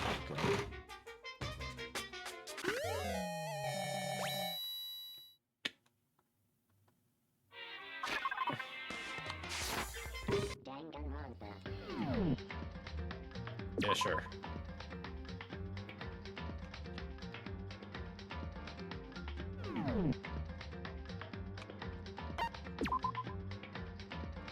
All right, of course we get hurt. By the way, there's a bot, and their name is literally Galactic Immigration Zero. How fucking fitting. Anyways, we're gonna end it here, and tomorrow is Genlock, and Monday will be... Yeah, I know you can't, but I can, so... Meh. Anyways, I'm loving this game. This game's great. I'm sad that I no longer have New Yorker, man. I'll be seeing you all in the afterlife. So, thank you all for watching, and I hope you have a great rest of your evening, afternoon, night, day, morning, whatever time of day it is for you right now. Bye-bye! Also, spotted dick is a dessert in Britain.